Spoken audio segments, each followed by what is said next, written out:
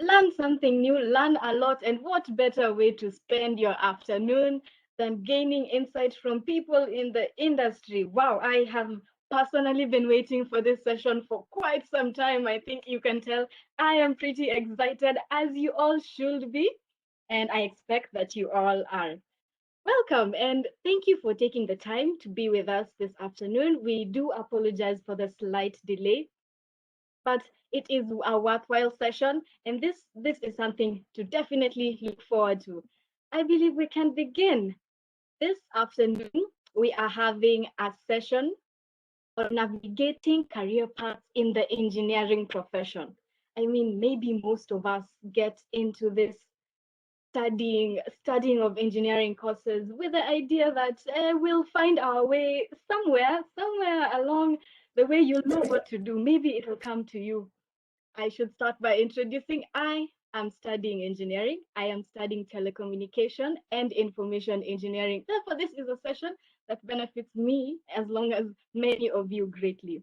My name is Sylvia Chebet from Jomo Kenyatta University of Agriculture and Technology, and I am also the president of the JKUAT Society of Engineering Students. As we get started, what are we supposed to expect from this session? I believe we have so many expectations. We want to walk out of here knowing how it is in the field, knowing how you can be able to navigate, where to start from, at least have an idea of what you can do and how you can go about it. And who will be guiding us through this amazing session, you may ask? Well, here I am to give you answers. We'll be having 4 great speakers this afternoon. Yes, 4 of them. Aren't we blessed? 4 great speakers to take us through this great session. We will have engineer Martha Wakoli taking us through the early years in your career. She'll tell us more about that. We'll have engineer Brian Mukolwe telling us about the entrepreneurship niche in engineering. I bet you didn't know those two can go together. This is where we're going to learn. We'll also have engineer Lydia Kwamboka taking us through the role of mentors in career growth. Mentors are very important. Why? She'll tell us more. We'll also have engineer Grace Nzivo taking us through networking. Why is networking so important? This is where we'll get to find out. Ladies and gentlemen, the people who have taken their time to organize this event, we must acknowledge them. We have the JKUAT Society of Engineering Students and the IEEE JKUAT chapter. We have STEM Wahandisi La Femme, the IEEE Young Professional. We have Michelle Boit Foundation, BeeTheEngineer, and FESTO. All these people have come together to give us this great event. Wow. Again, you will not have spent a better Saturday this April than this one. As we begin, allow me to welcome Jeff Mboya, who is the Vice President of the JKUAT Society of Engineering Students, to just introduce us all. Jeff, can you hear us? Can you hear me?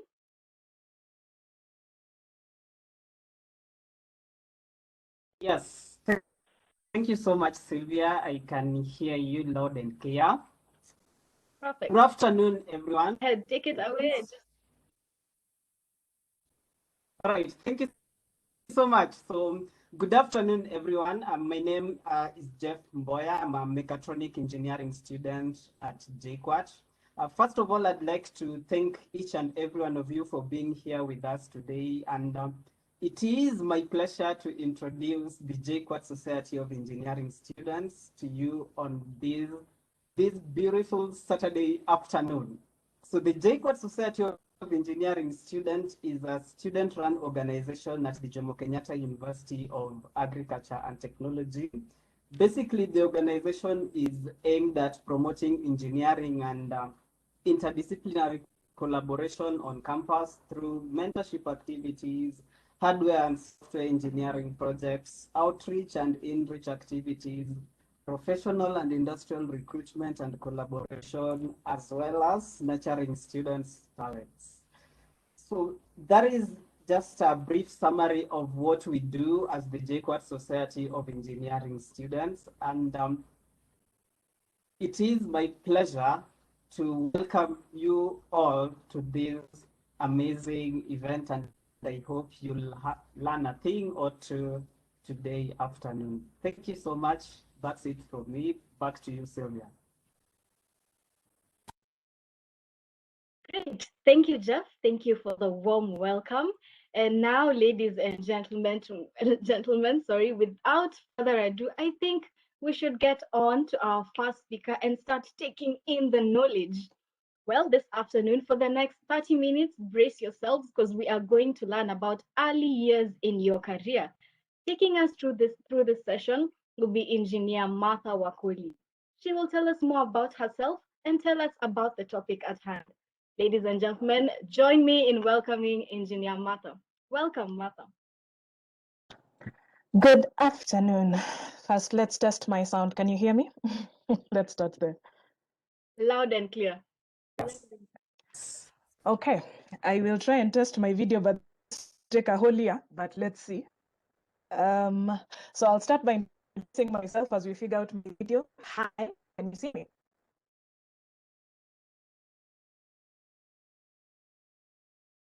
Yet? No, We can't not see yet. you quite yet. No?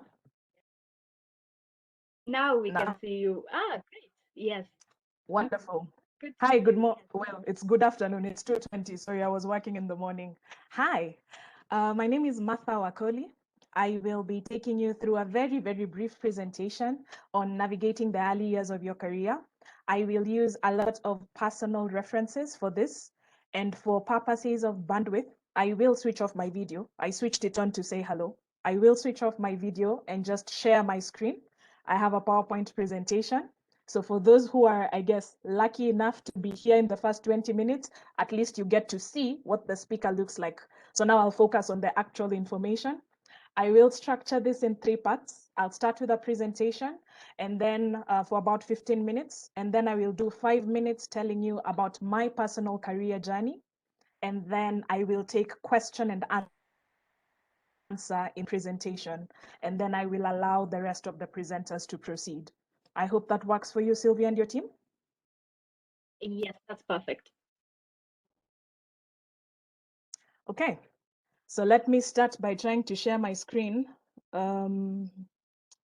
WebEx is particularly bulky for some reason on my computer, so it's not as agile or as quick as Teams or Google Meet.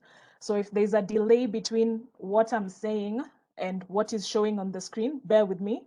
My computer is struggling.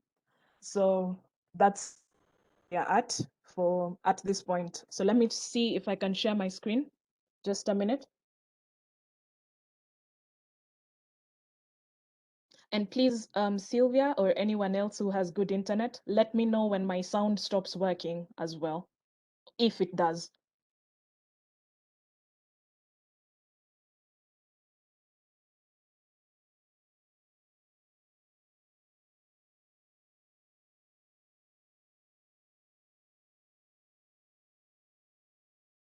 Okay.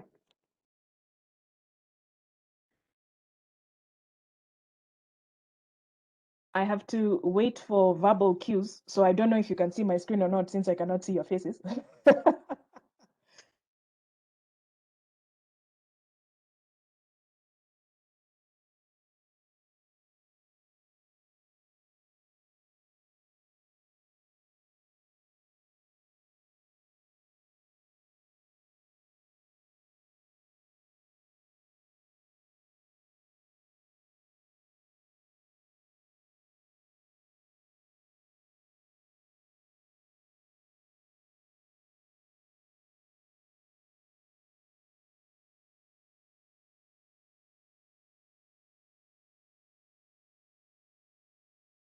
Martha, your sharing is it's loading. We can see you're sharing your screen, but the content is still loading.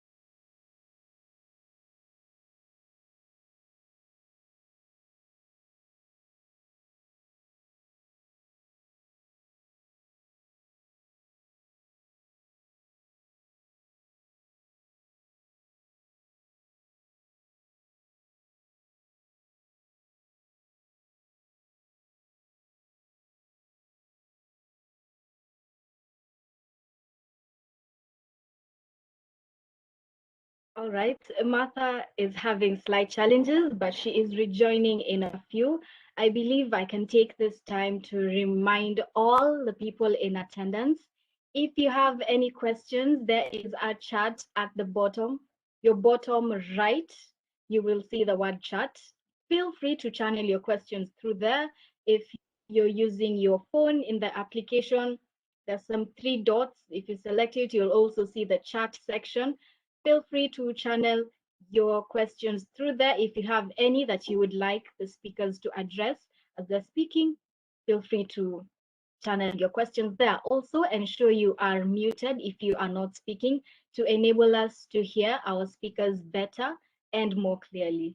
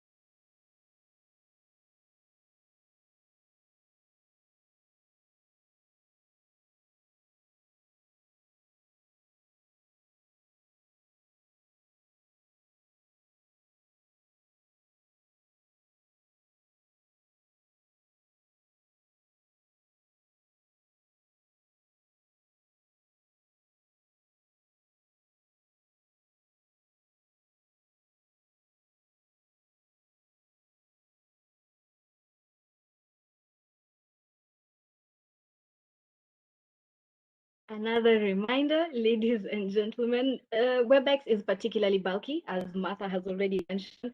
Therefore, if you are speaking at any time and you would like to enhance your audio, feel free to stop sharing your video, like I will do so now. However, I will still be talking. Therefore, since WebEx is particularly bulky, it's important for anyone who would wish to speak to keep that in mind. The session is also being recorded, and you will be able to re-listen to it later. Yes, important to note. Thank you.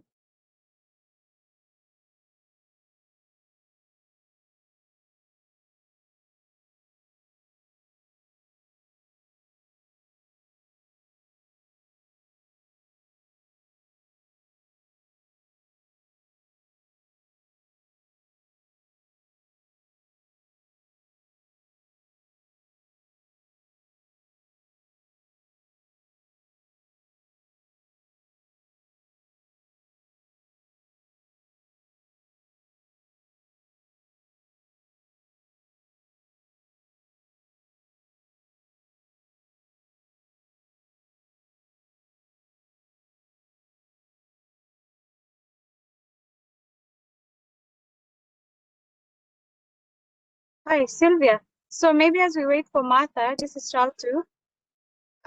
We will have maybe the next speaker. All right, as we wait, thank you, Charlton. I'm here, but yes, go ahead, because I need to send one of Oh, you my Martha, you're back. presentation.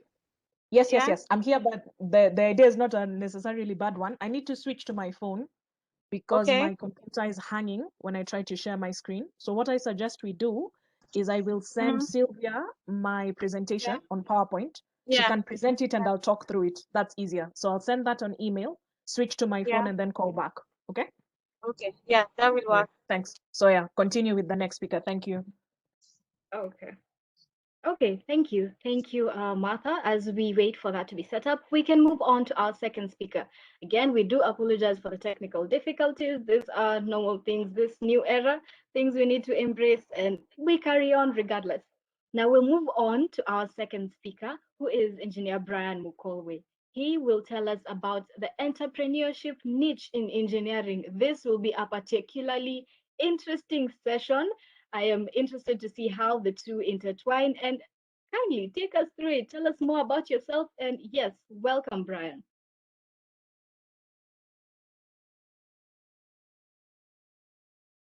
Hi everyone. Hello. Yeah, so this is Brian Mukolwe. I hope my machine will not act up. I think mine is pretty fast. Let me just.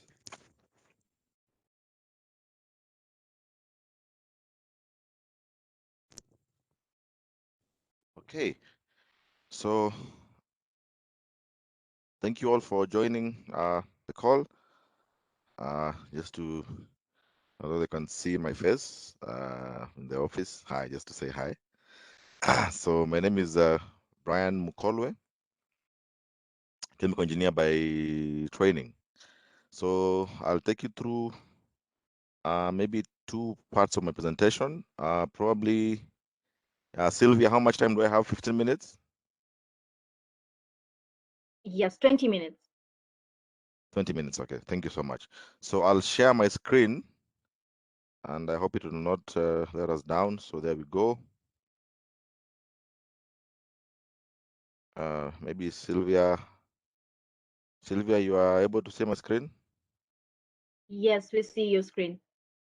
Yes, so pretty much I just use LinkedIn. I hadn't prepared a presentation for this. So basically, I start from somewhere there. So I am alumni of Moi University, did chemical and process engineering, graduated in 2014. So probably I've been in the engineering field. Now this is my 7th year. And just going through what I did when I left university, went into Unilever as a management trainee. It was a 2-year program. Spent my first 2 years in the process in the tea factories in Kericho, for those of you who know Brookbond. I spent 2 years as a process engineer, that is manufacturing tea. And then I went ahead to spend some time in supply chain finance. So the management trainee was a rotational program where we were exposed to various facets of the business. So we moved from engineering. I had a stint in finance. And then now I moved into the projects team, which is now the part which really opened up my eyes and probably got me really exposed into engineering. So in my last 3 years in Unilever, I was part of the projects team in East Africa. And I think we were doing basically end to end. That is from concept engineering to detail engineering, design, to the procurement of the contractors, and then supervision and completion of projects. So basically, I was part of the projects team, which was basically all engineers when we're doing end to end. So our biggest deliverable for those 3 years was basically doing brownfield projects and also some greenfield projects across East Africa. We did a factory for tea in Rwanda, a tea factory in Tanzania, a tea factory in, there were 2 in Tanzania. We did some plants in Ethiopia and did a lot of small works in the main factory in Nairobi where we were based. And now because of time, I'll keep it short. And I think during that time is when I got exposed to the gap which I thought was there in the market of professional suppliers to engineering concerns of manufacturing companies. So I would say we're dealing with all types of contractors. When you're doing a factory, for example, and I'm happy, I think IEEE supports all the segments of engineering. We would have from the architect who comes in to give you your design, you'll have your QS who will give you your budget. Then now once you start the project, you'll have your geospatial engineer, you'll have your soil engineer, you'll have your civil engineer coming to do the works once it's done. And when we're doing the pre-engineered building, the civil engineer's work was very, very pivotal, and also the mechanical engineer's works to do the envelope, which is now the factory. Then you'll now live there. You have equipment suppliers bringing in the various equipment, and then now there'll be mechanical guys to do the installation. They'll have the MEP, that is the plumbing. You'll have your drainage systems. You'll have your HVAC systems under the mechanical engineer.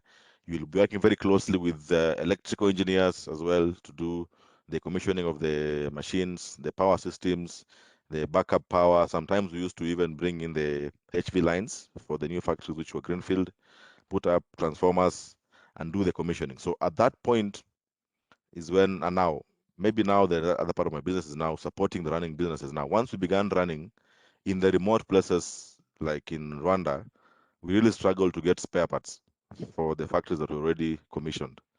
And we really struggled to get reliable local. The word here is local. For example, if you've been supplied by say a machine called IMA are Italian, you could get extremely long lead times to get a simple critical part. Now, if you look at a packaging machine, like if you're packaging Royco cubes or you're packaging, say, sachets of Blue Band, some would be losing in the values of millions per hour if the machine breaks down. Now, couple that with an unreliable supplier who is far, probably speaks a different language. That is now when I thought there's an opportunity there, and I founded Motion Industrials, which is now where I work currently as the country manager. We have affiliates in Europe, but we run the Kenyan office. I don't know up to there, Jabet, whether you heard me. Just checking. Yes, yes, you're audible and the presentation is great. Okay, thank you. So I will just take you through very fast about what Motion Industrials is. I think now you have the background of where the whole idea started out. So like I've told you, we began in 2017. 2017 actually. I began it before I totally left employment. We started out, like I told you, just supplying MRO. MRO, you'll know it in the industries, maintenance, repair, and overall supplies and services. So like our first customer was Coca-Cola. They wanted a small motor, which we managed to get it for them from Italy. We flew it in and supplied. And the journey picked up. So it was word of mouth. It's about interest. I was just fresh from employment. So I had a lot of contacts really in Europe where we used to source for our spare parts. So we were very reliable for electrical items, mechanical items, hydraulics, FESTO. It's unfortunate that he's not in the call today, Faith. We're selling a lot of FESTO items in Kenya, food grade lubricants for the food industry, and we also used to do maintenance services. Maintenance is where, like for the small factories and even the big factories, if you go to the big factories and probably something we need to know, in the efforts to do cost cutting, the big factories have moved to outsourcing most of their technical services. So you'll find there's a supplier who does maintenance. So it's like they repeat maintenance. Say if you're running a bottling line, every Saturday you shut down, and there's a PM checklist, preventive maintenance checklist, which is done every week. That is outsourced. So we also began doing those kind of services. And to fast track it, by 2020, that was 4 years. I think by now we are fully capable mechanical. We do a lot of mechanical works, instrumentation, and electrical engineering services. We've been able to commission a couple of equipment, which you'll see in the presentation, machine installations, decommissioning. We specialize in very high quality stainless steel welding, which is what you do very well. I think now we've been able to even go out of Kenya, and we've begun doing some works outside of Kenya. So I think our mission is pretty simple: to keep industries in motion. That is our motto. Just by offering next gen industrial engineering and technical safety solutions. So for those who have been on attachment before or been in the industry, I think safety is first. I think it's now cliche, but when you are in running any works in the premises of a customer, safety is critical. And the word is normally, we want our employees to go home the same way that they came to work. That is normally what all our customers say. So we will strive to ensure the safety is withheld to the highest standards. So far, I think we have really tried to train our team on the best safety standards to the whole, whether it's work at height, hot works,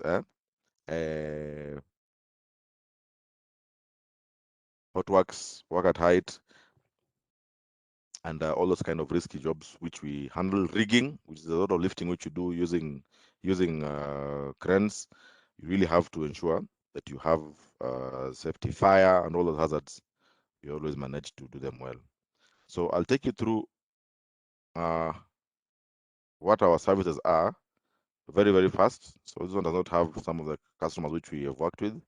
We do electrical works. So we, as part of the equipment which normally come with the projects, we do end-to-end commissioning. That is from electrical up to the mechanical part of it. So there'll be a panel definitely for any equipment that will come in, whether it's a bottling line, whatever it is. It will always have a panel which will be able to connect and power and even commission. Sorry, this one keeps on popping up. You can keep it there, yeah. So you can see Sorry, MRO. I Brian. already explained to you about it. Yeah. Sorry, your screen is Yes. not quite visible. I don't. Are you referring to something on the screen? You're sharing. We can see you're sharing, but the content is not quite visible. I don't know if it's a problem from my end. Oh, what are you seeing now? It's blank. It's sort of blank, though we're supposed to be seeing your screen at the moment. Ah, you should have told me that. I'm sorry. I was showing you a presentation. Oh, I'm sorry. Let me just start again. Okay, it's okay. And now, can you see it now? Yes, now it's visible. Oh, you've not been seeing this. I'm sorry. I'm sorry. I had a presentation. So, oh, sorry. So I think you remember me telling you about the journey. I was actually reading this. So it began in 2017. Okay. Yeah. So 2017, we started out doing MRO. And this has been our journey. So by 2020, like I was telling you, we now do the full mechanical, instrumentation, and electrical services. We are a provider for those kind of services. I was telling you our mission and vision. I think you can still see now. It was to keep industries in motion by offering next-gen industrial engineering and safety solutions. To do, I think I spent some time on this safety slide, Jabet, if I'm not wrong. Safety is key. Those who want to practice engineering in the field, wherever you go to, whether you're civil, mechanical, any field, safety comes first. I know it is cliche, but I think safety is normally what stands between execution and probably closure of a project, or probably loss of life, loss of reputation. There's so many things that come with, upholding safety. So I think I'd mentioned before about the MRO, which is maintenance, repair, and overhauls, this was our entry point. This is basically doing services around the equipment owned by our customers. Now, you can still see, Jabet? Yes. We're very clear now. We're following along well. Thank you. So I told you about mechanical engineering. So I studied chemical engineering, which I don't know if there are any chemical engineers in the house. So you'll find that when you come to the market, and if you happen to work in the local setting, like in Kenya, chemical engineering is basically industrial architecture. That is what we study. We study design of units of equipment. So you design boilers. That is the heart of engineering. Process control and design. So unless you are lucky to go to work for an equipment manufacturer, or you're a consulting engineer, you'll find that you might not really use much of what you studied in class. So you'll find even when you're doing the ERB registration, you'll find that we go under mechanical. So chemical engineers, and there's a course taught by Kenya, what's it called? Industrial, I think it's called industrial engineering or something. And food science have a bit of a clash, and I think people have understood what it is. So even my exposure myself when I was employed was more of mechanical engineering. So what we do here is we We began, like I told you before, as a structural steel fabricator, doing small works, nothing big, small works around equipment. That's how we started. But now we're able to handle medium to heavy duty fabrication jobs. Like I told you, hygienic stainless steel welding, streamline welding. We've done a lot of those. Machine relocation or equipment overhauls, especially for the bottling and the milling industry.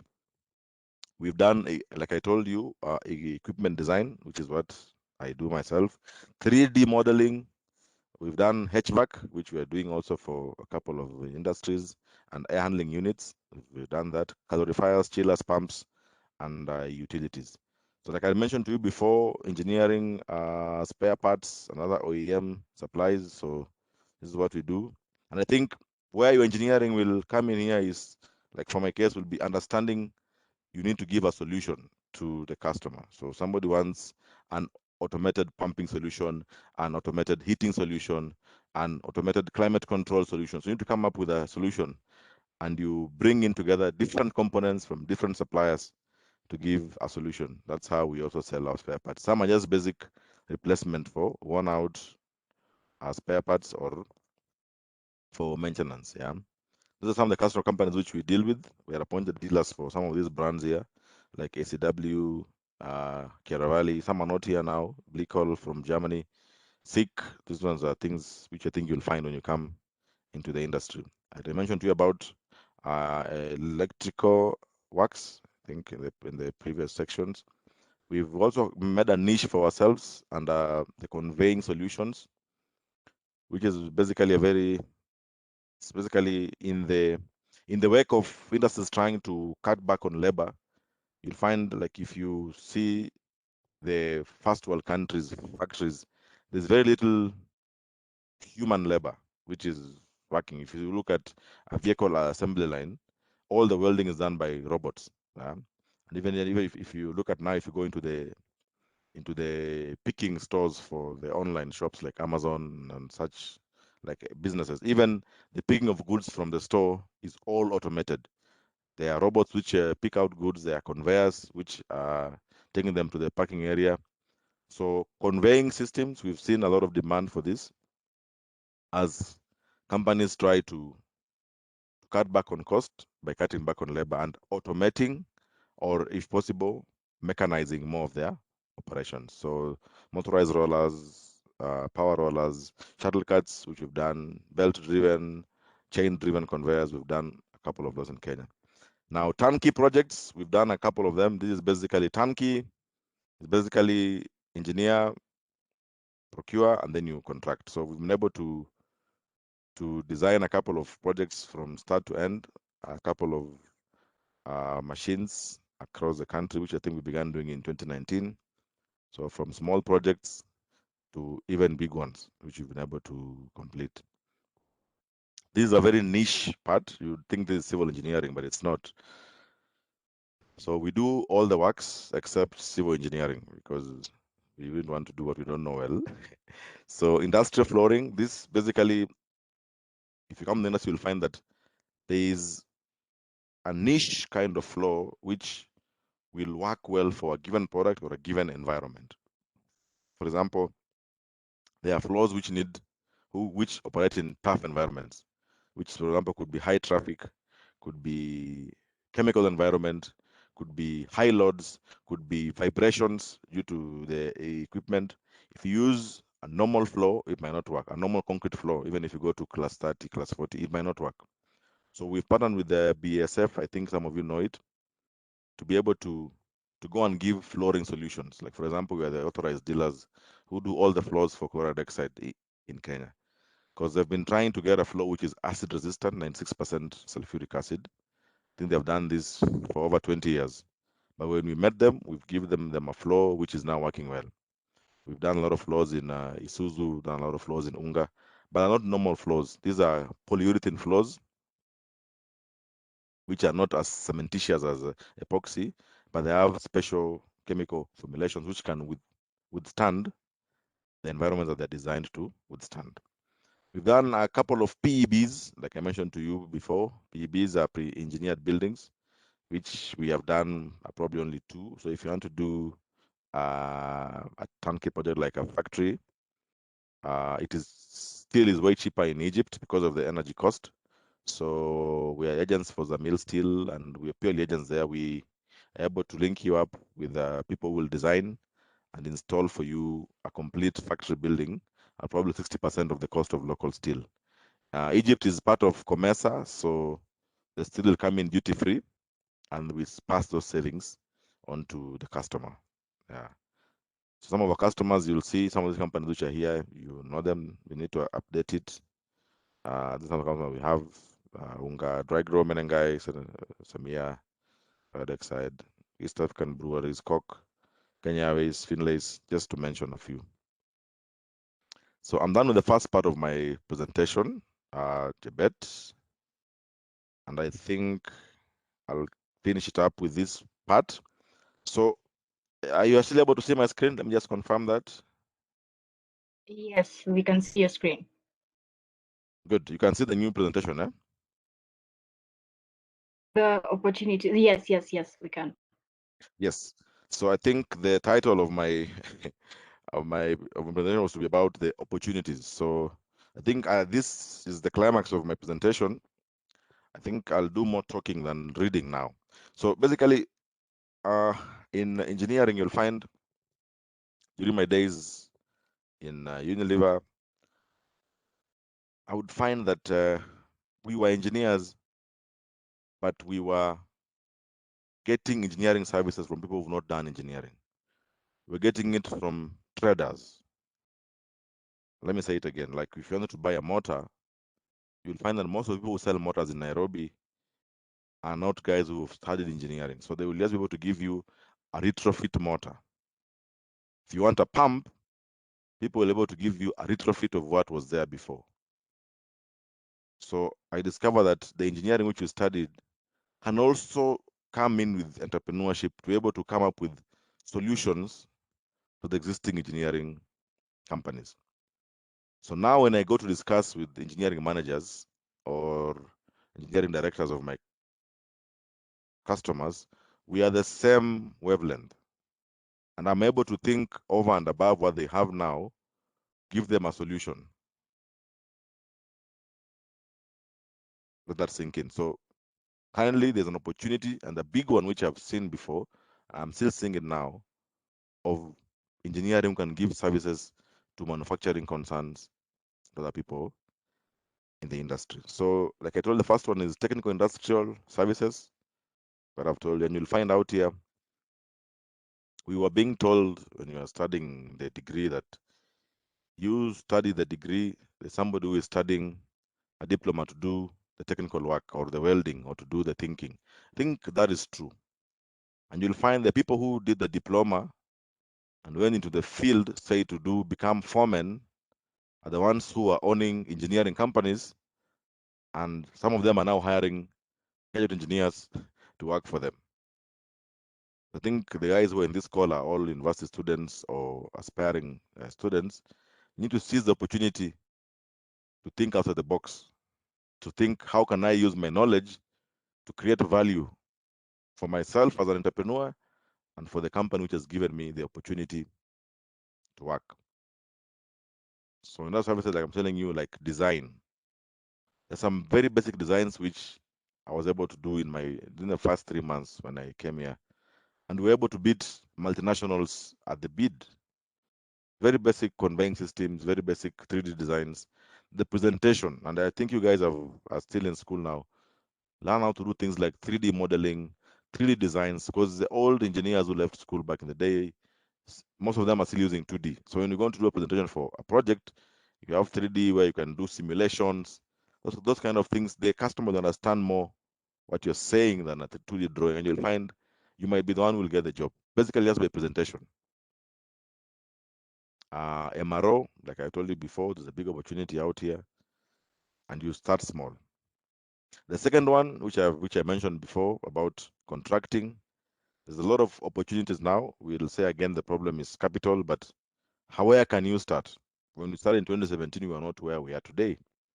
There's contracting. The government has opened up so many opportunities for women and the youth to get jobs. Like in Kenyan, where I'm a supplier, I couldn't qualify for a job because I don't have the youth certificate. If you go into the KPC website today, you'll find there's so many tenders for the youth, and they're very simple and basic jobs, things like partitioning an office.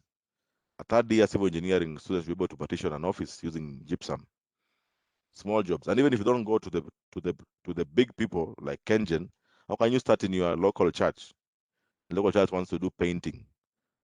Why can't you bid and you get the boys to paint for you, and you make a small margin for yourself? Your local church is building and they want to do plastering. Tell them I also want to bid. How are people participating in these jobs? You want to do a small car park. You do a small BOQ for the material, for the steel, for the iron sheets. You bid. You start somewhere, and once you start, your eyes will open and you'll be able to see the other bigger opportunities. And that's what I was calling small works. People want to do a small drainage. Why can't you participate? You take the levels, do a small drawing, you participate. Number 3, which is where I'm now aspiring to go to, is a practicing engineer, where you have the EBK certification, and now you are legally authorized to be called an engineer. They called us engineer today. Myself, I'm not a registered engineer. I'm just a graduate engineer, but I'm in the process of applying to be a PE. PEs are paid for consulting. It's basically design and supervision and costing of projects, and sometimes even just an opinion, which is also a way which you can be able to create value for yourself. And the beauty with the PE is that once you get it now, you'll use it for life. Once you're an engineer, you're always an engineer. You just need to keep on doing the CPDs and you're set. Which is also the last one, like I told you, consulting. Like I mentioned to you, it also links to item number 1 and under the opportunities, which is technical services. With that, I think I'll end there and I can take questions. Thank you so much.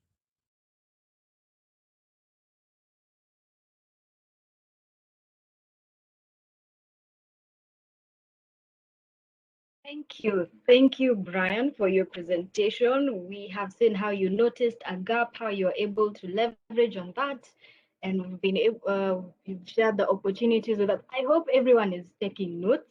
I have been taking my notes. I feel like I am in class as it should be, because it is very, very important to get some of these things down. That was a very good session. I think we can have the questions at the end. For now, we can give way to Martha for her to give her presentation. Martha, are you in a position to respond? I can try and share the screen for you. Martha? Can you hear me? Let's try this. Yes, I can hear you. We can hear Wonderful. you pretty well. Did you receive my presentation? That's step 2. Is this the presentation? I can't see it yet. Yes, wonderful. Press F5 and let's go. Finally, a solution.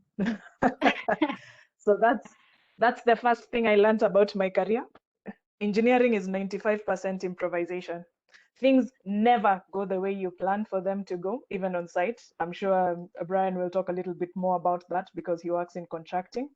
But typically, things just don't go the way they're supposed to.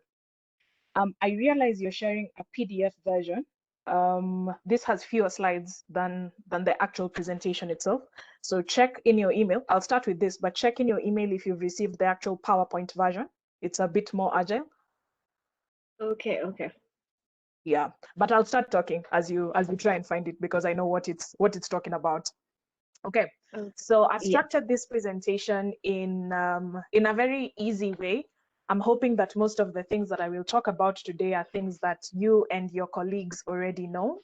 I'd like to start by acknowledging Brian's presentation. It was very interesting to me, and I think also generally, maybe it was deliberately designed to show up before mine, because he's talked about a lot of the things that I'm going to mention as I move forward. So maybe it was deliberate that my computer refused to cooperate, so that perhaps Brian can take the lead. So it makes my work a little simpler.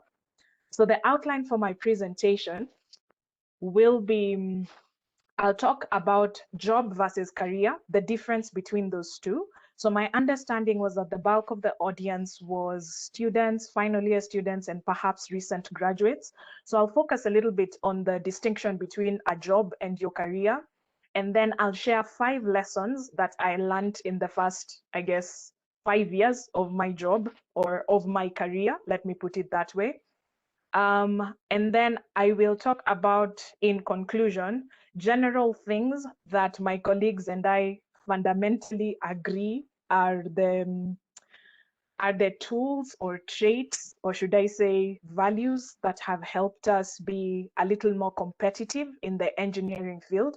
And then I'll finish with a story time about my personal career journey. So I'll do it opposite to Brian. Brian started by telling you the career journey he's had. I will finish by telling you what my career journey was.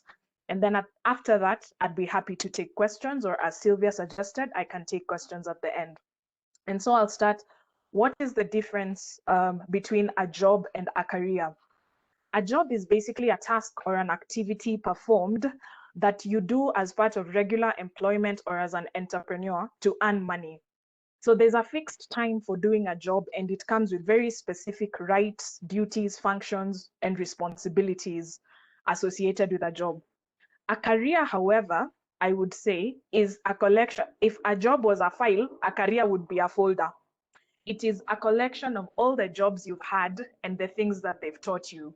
So basically, your career is a long-term professional journey that is shaped a bit by your skill, a little bit by your passion, and a bit by your choices, actually, because each choice leads you down a different road. So a career is not necessarily confined to a job. It is simply a course of life, let me say. So a person employs their knowledge, their skills, their education, and their competencies. And the reason I'd like to make the distinction between a job and a career is to point out what I wish was the first thing anyone ever told me when I was finishing school, which is that a career is not linear.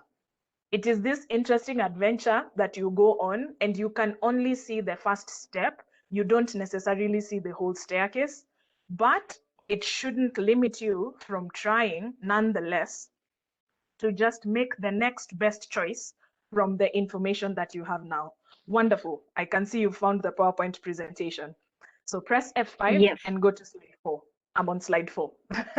Thanks. Oh, you're welcome. Great. So based off of the distinction that I've provided between a job and a career, I'll share the first 5 things that I think will serve you well as you start out, and also continue to serve us well even as we shape the rest of our careers moving forward. And in this case, I'd also be interested to hear at the end some of the thoughts that Brian has beyond just the technical understanding of some of the things that helped him, develop a successful career in engineering. So first is values. And basically, values don't just impact your career, they impact your entire life. Values are the foundation or the fundamental reason why you do certain things and you don't do certain things. And I know it sounds particularly basic, but it is true.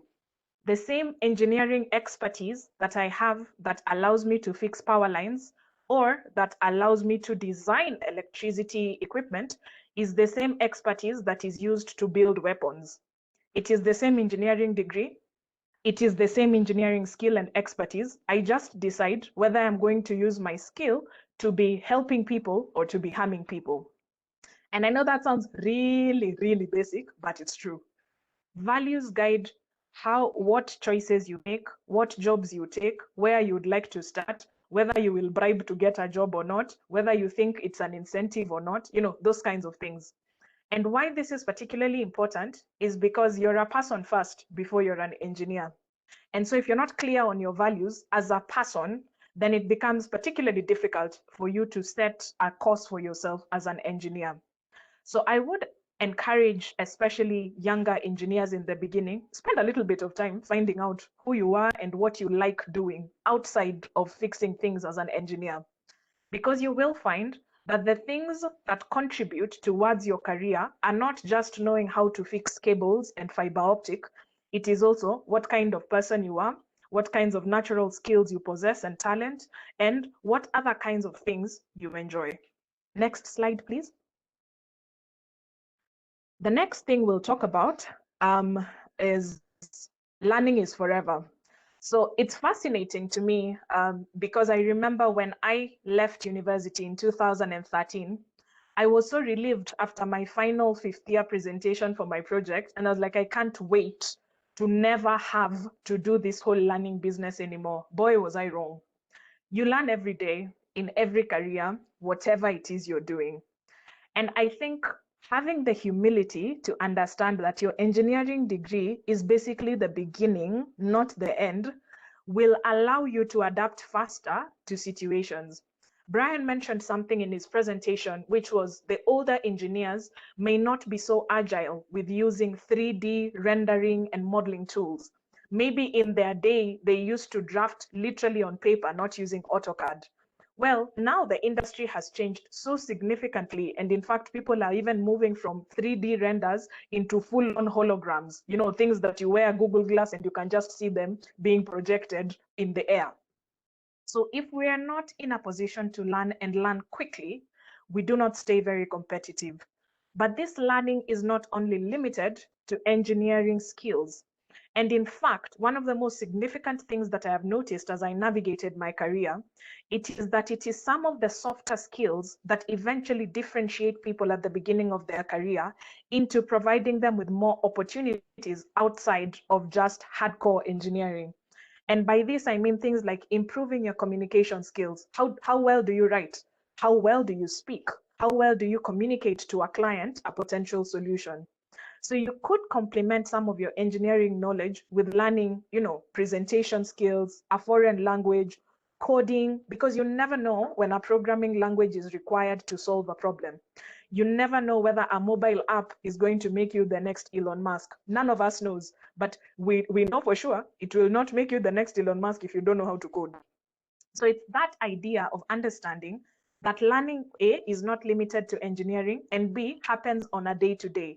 And you learn from everyone. You learn from the technician that you find on the ground. You learn from the managers who give you your first task. You learn from your friends who all end up in different industries, but they are your peers. You learn from everyone, every time. And then the other thing that I would suggest, and I remember when I was younger, I used to think this was such a boring tip, but now I understand why it used to be given. It is that there is nothing that can substitute experience. I know you might have a first class in your engineering degree, but your first class against Brian's 7 years of experience in industry is not the same. Like, I know you believe you're very intelligent and you are number one in your university.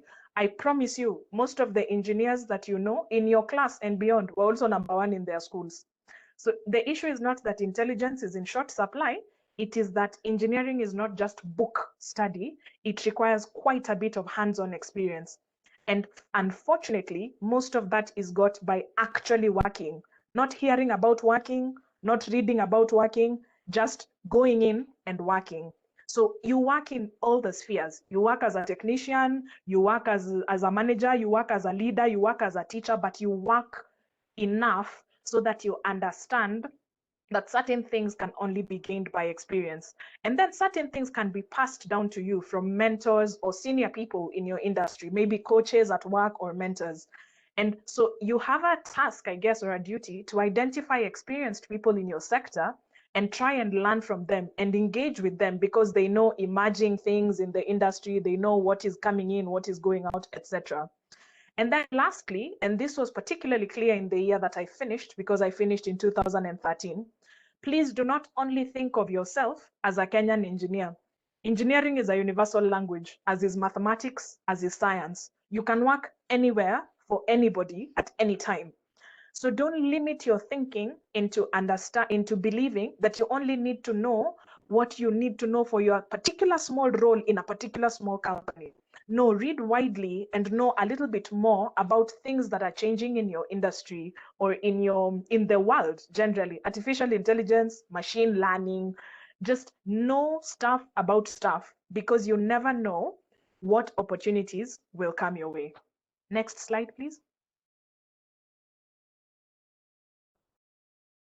Okay, number 3, change is inevitable. So when I was finishing in 2013, I had this really clear plan that I was going to be registered as a practicing engineer, which is something Brian referenced, in exactly 3 years flat. I was not joking around. I was very focused on my career. I wanted to go into the industry and bust the myth that people can work as graduate engineers for so long without transitioning to professional engineers. I have to start by saying I am still not registered as a practicing engineer, as a PE. But like Brian is doing, I'm also in the process of getting registered and sitting my board exams so that you can actually call me Engineer Wakoli. Because at the moment, my name is just Martha. I'm a graduate engineer as are you. Change is inevitable. And what I mean by that is that you have to be flexible enough to adapt to things that may not have been in your initial plan. So say yes to opportunities or challenges, even when they terrify you. And I'll give you that example from a first-hand perspective when I'm talking a little bit about my own career at the end. There are many situations where I was the youngest in the room, the only female in the room, the only African in the room, a combination of all three in the room. It is particularly isolating or terrifying, but it's not a good enough reason for me to not do the thing. So even when you're afraid, provided the risk that you believe you're taking is a calculated risk and is a harmless thing to do, always be open to the idea of trying new opportunities. In the beginning specifically, because the job market changes so rapidly and you don't have enough experience, to work in your favor, the most important tools you really have in the beginning are your reputation and your networks. What kind of person are you?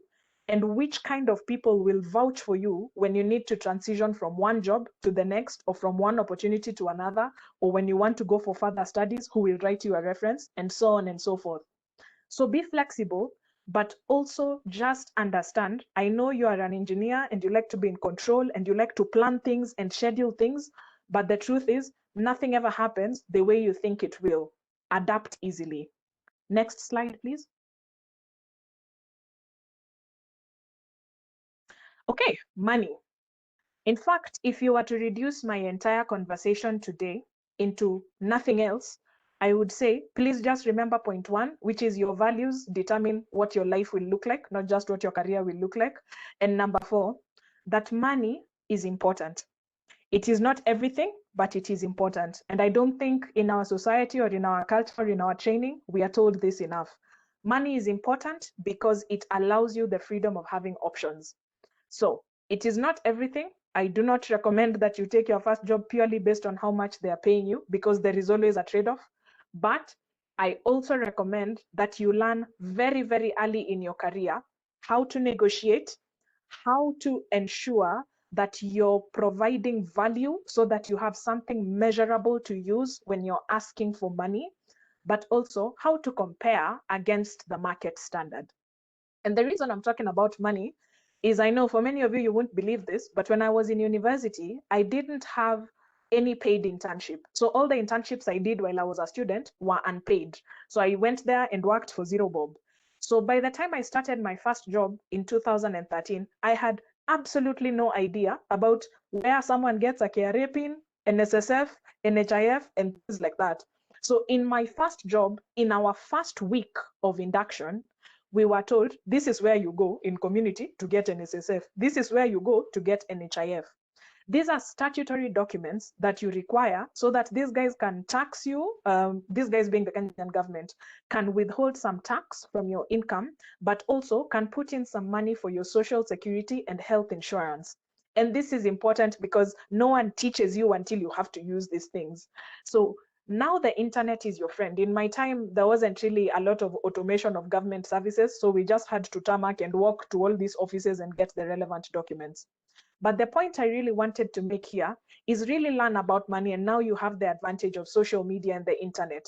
Spend some time learning about taxes, retirement planning or pensions, emergency funds and why someone needs one, paying off debt or credit, especially for those of you who have HELB, who have taken on HELB. How does it work when you have to start paying it off?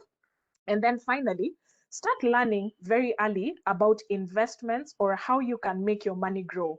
Because the earlier you start, the better for you, for the obvious reason, which is because we're engineers, we'll all understand this, the power of compounding, which, by the way, is my next slide. Next slide, please. Right. So as I come to an end for this particular section, number 5 is that compounding is the 8th wonder of the world. You can Google this, it's a very common phrase. But my point here is, everyone expects that when you leave university, you will know everything you need to know, and you will have all the tools at your disposal to make yourself this wonderful engineer, superstar. It doesn't necessarily work that way. So what I recommend is you recognize or you understand the idea that everything you do in life is usually a marathon, something that takes a little longer, not a sprint. And when you're younger, this feels like a punishing thing because you're impatient and you want to see results now. But the truth is, everything compounds. And so if you spend your time and energy doing positive deeds and learning things, you will be extremely surprised at how quickly you have a repository of knowledge with you in 2 or 3 years. If you spend a little bit of your time learning how to invest little bits of your money over a period of time, you'll be completely surprised in 10 years, the gap you and your peers have in terms of investments or savings or financial freedom. The same thing works with developing your skills. I don't expect you to leave school today and learn French, project management, project finance, and coding in 1 week. I don't think that's a very practical way to live one's life. I do, however, recommend that you learn a little bit of one of those things every day, something that interests you. Learn a little bit of it every week or every month, and you will be surprised in 2 years how much you will have covered. So the point here is, whether it's with your job or chasing your goals, the motivation won't always be there. But the idea of doing something small every day or every week builds within you a habit or the discipline for you to push through things that are difficult, even when you're not motivated. Yeah. So those are the 5 things I learned in my career. The next slide is basically crowdsourced. I asked a couple of my friends, what do they wish they knew at the beginning? And so these are the 5 things that came up most often. And so I will just repeat them to you. 1, be humble, stay learning. The second one, ask questions. Even if you're afraid that the person you're asking maybe is a technician, they'll be rude to you, or it's your supervisor, they'll think you don't know, ask anyway. The embarrassment lasts for a much shorter time than the ignorance. So ask questions. The third one is you need to be resilient. In the beginning, conditions can be quite rough, but that's not still a good enough reason for you to quit. So have resilience, because the truth is, sometimes when you're just really, really about to quit, you're very near the point of success. So have the resilience to work hard, even in conditions that are non-ideal. The fourth one I've talked about when I'm talking about compounding, which is have some patience. You won't know everything at the beginning. You won't know everything after 3 years. You won't know everything after 5 years. Actually, you won't know everything after 20 years. No one knows everything. Have the patience to learn the things that you need to know in the time you need to learn those things. I can assure you, I can't teach you how to drive in 15 minutes. I can probably teach it to you in 15 days, and then you can qualify as an experienced driver in 15 years, but I can assure you a 15-minute driving class is useless to you. It is the same. Have the patience to gain the requisite experience as an engineer. And then lastly, and this is more to do with your values and your disposition towards life, being honest and kind will get you a lot further than being brilliant. And I know that sounds counterintuitive because I'm talking to extremely intelligent people, but it is true. People remember more how you made them feel than that you sent them this extremely wonderful gizmo that is changing their lives. People will remember that you are honest, you are reliable, you are kind, and so on and so forth. So that's basically what I would share as the things that I learned in the first 5 years of my career. I believe I started talking at 3, so I've done a clean 20 minutes of this discussion. So up till that point, I'll stop there and ask Sylvia and the team if I still do get another 10 minutes, if it's possible, and then I can tell you about my own personal career, but it's not that significant actually. This is what I needed to say today. Thank you. Thank you. Thank you so much, Martha.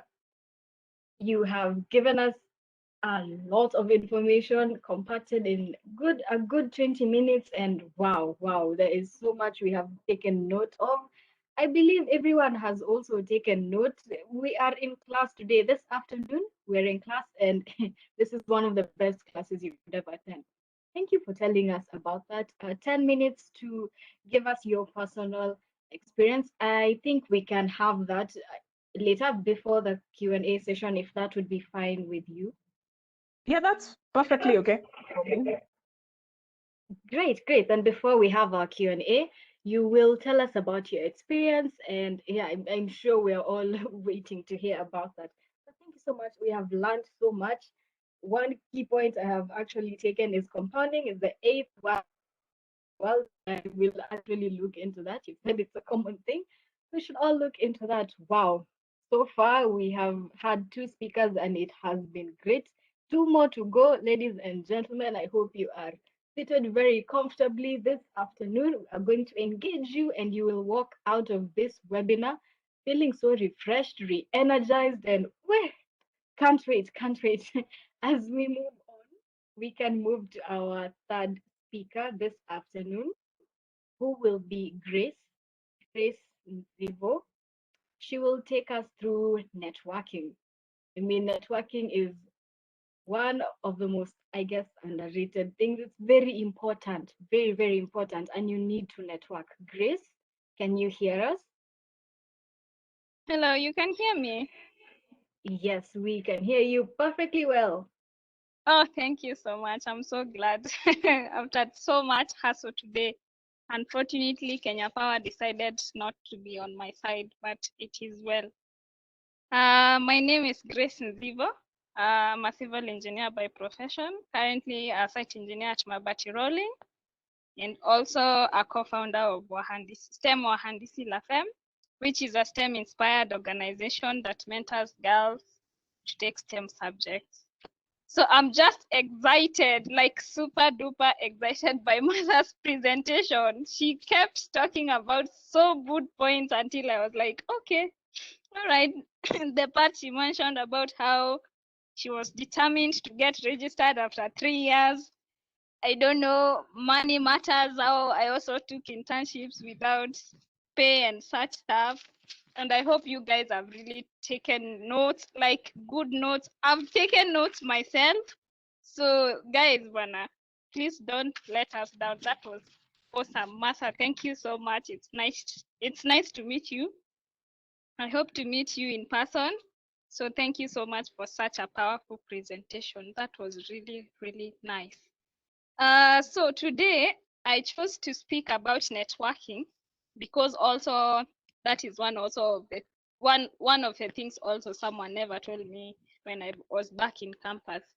So as much as the phrase of your network is your net worth has become maybe usual, it is actually quite true. So it is very, very important to network.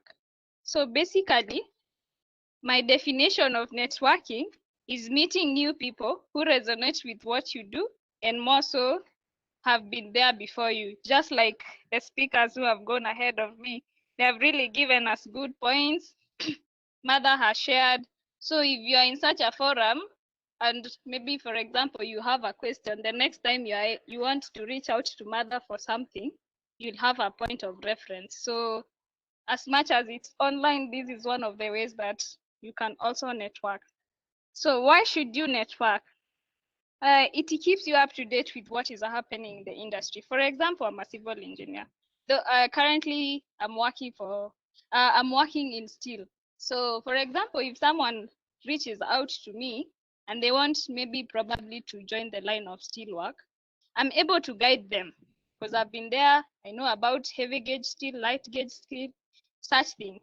But now if you're just there in school, you're just a civil engineer quietly sitting, waiting to graduate, looking forward to graduate, you'll never quite have an idea of what is happening out here if you just don't reach out to someone or try to meet people who are there in the industry.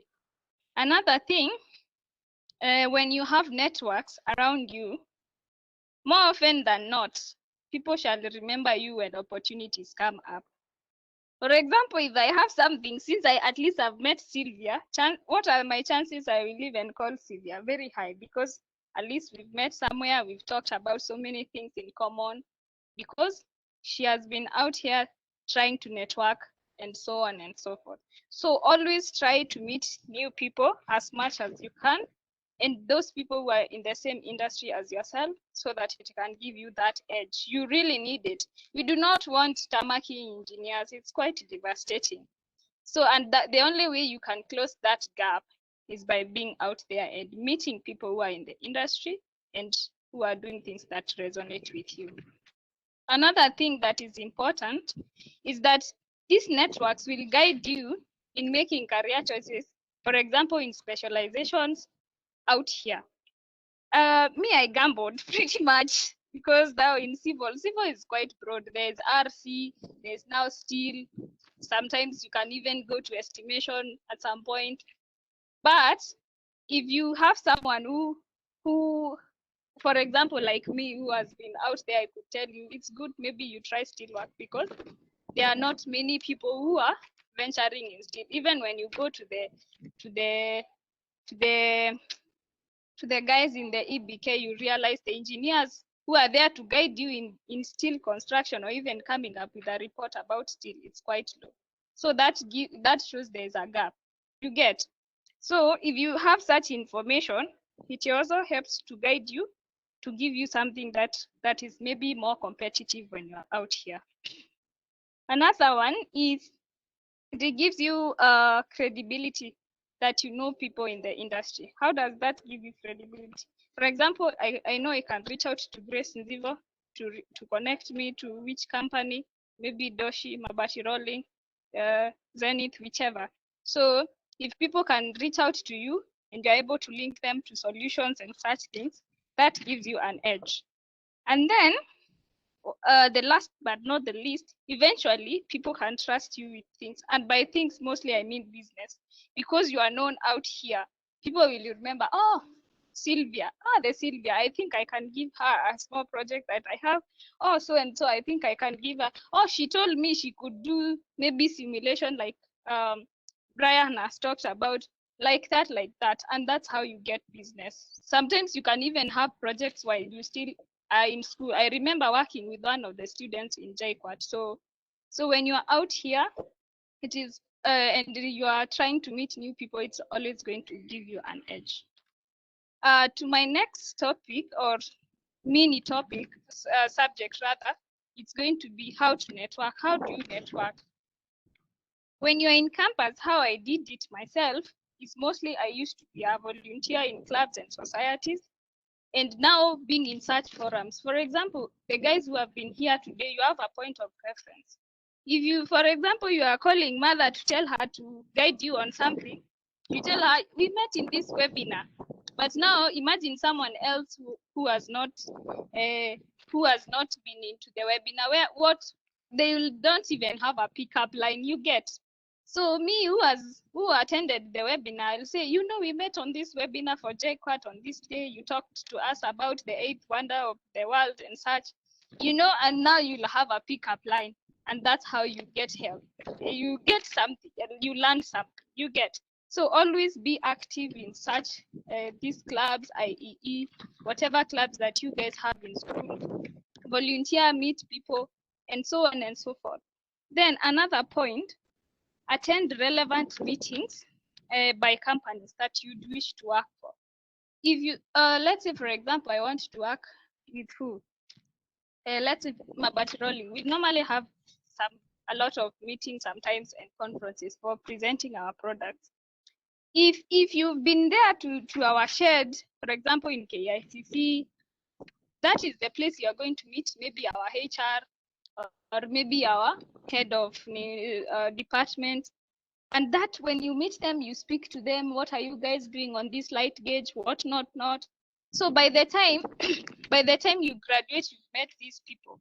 Imagine now you apply for an internship there, you'll be like, oh, this is the person we met, you told me you have interest in this, you know. And that is what gives you an edge.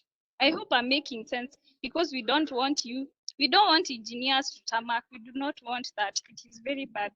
So we want you to have an edge, and networks give you an edge. They are not going to spoon feed you, let me be clear about that. But the fact that you are out here looking for information and trying to meet the relevant people and showing interest as well is what is going to get you there. Then apply for fellowships and trainings. There are many fellowships nowadays that are being offered online. So don't just sit there, apply for them, train. For example, project management is online, do short courses, there's Udemy, so on and so forth. Package yourself so well. And you know, when you're out here, things will be a bit smoother for you. And fellowships give you, in those fellowships as well, you're also going to meet even people who can be your references and such stuff.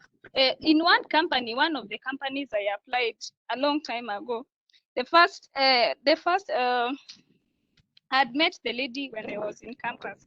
So when she was recommending me, it was so easy for me because she guided me even on how, you know, applications are made. This is what we deal with. So I had a good starting point. So I was not as blank. So try as much as possible to network and apply for those fellowships. They're important. And you also even get to learn about leadership. And leadership is almost universal. Now you must be a leader. Over and beyond being a great engineer, a good civil engineer, a good mechanical engineer, electrical, or whatever, you must be a good leader, because out here you'll be leading people every now and then. Then, as engineers, though I'm not speaking on behalf of IEK, I always encourage young people to follow up their website. We normally have so many webinars that are coming up. Stay up to date on those, check their website, and try as much as possible to attend them, hear what those other engineers who have been there, they are saying, and learn from them. Even me, as much as I'm here with my 4 years of experience, I follow them. I try as much as possible to learn with them, so that even the next time I need to call someone for something, or even a recommendation for a product I'm looking for, so I know who to reach out to, because most of the times people will share their profiles, others will share about their products, and so on and so forth. So that makes life a bit easy when you know where to get what. Last but not least, create a good LinkedIn profile. Though it's still early, have a good LinkedIn profile, be active, share good points. You've been in a good webinar. What have you learned today? Share with people, tell them you've been in a good webinar, what you've learned, share the points, so that you stay active. That way, professionals will eventually reach out to you and they get used to you. So yes, that is the end of my presentation. Thank you so much. I hope I was clear, because I am presenting in a windy place. So thank you so much, guys, for having me. Thank you. That is it. Thank you. Thank you very much, Grace. You have been audible. We have been able to hear you throughout and have picked up some very strong points to package yourself well, to volunteer, and networks really do give you an edge. Networks are your network. Wow. This has been such a beautiful presentation. Thank you very much. I am sure I speak on behalf of everyone when I say we have very good notes today. Our pens would probably run out of ink because we are writing around the clock. It's a very, very, very profitable afternoon, I must say. Oh, ladies and gentlemen, I hope you are ready. 3 speakers in, still energized, still excited. We continue. We are now going to hear from our 4th speaker this afternoon. And our 4th speaker is Lydia Kwamboka, and she will be taking us through the role of mentors in career growth. Very, very important point. I hope you are keen and ready to listen. Lydia, are you there? Can you hear us well? Hello, can you hear me? Yes, we can hear you loud and clear. Okay, that's nice. Good afternoon. I hope you are all doing well from wherever place you are listening in from, and As Sylvia has said, my name is Lydia Kwamboka. I am a chemical and process engineer by profession, and I work with, I'm an engineer with Davies and Shatcliffe. In addition to being an engineer with Davies and Shatcliffe, I am also I'm also an outreach coordinator for Lean In Energy, Lean In Energy, which is a worldwide organization that that seeks to mentor women, especially women, in the energy sector and in their career sectors. So today, during this meeting, I wanted to take you through a few. I wanted to discuss. Mentoring with us. I don't know if I can share my screen. Let me see.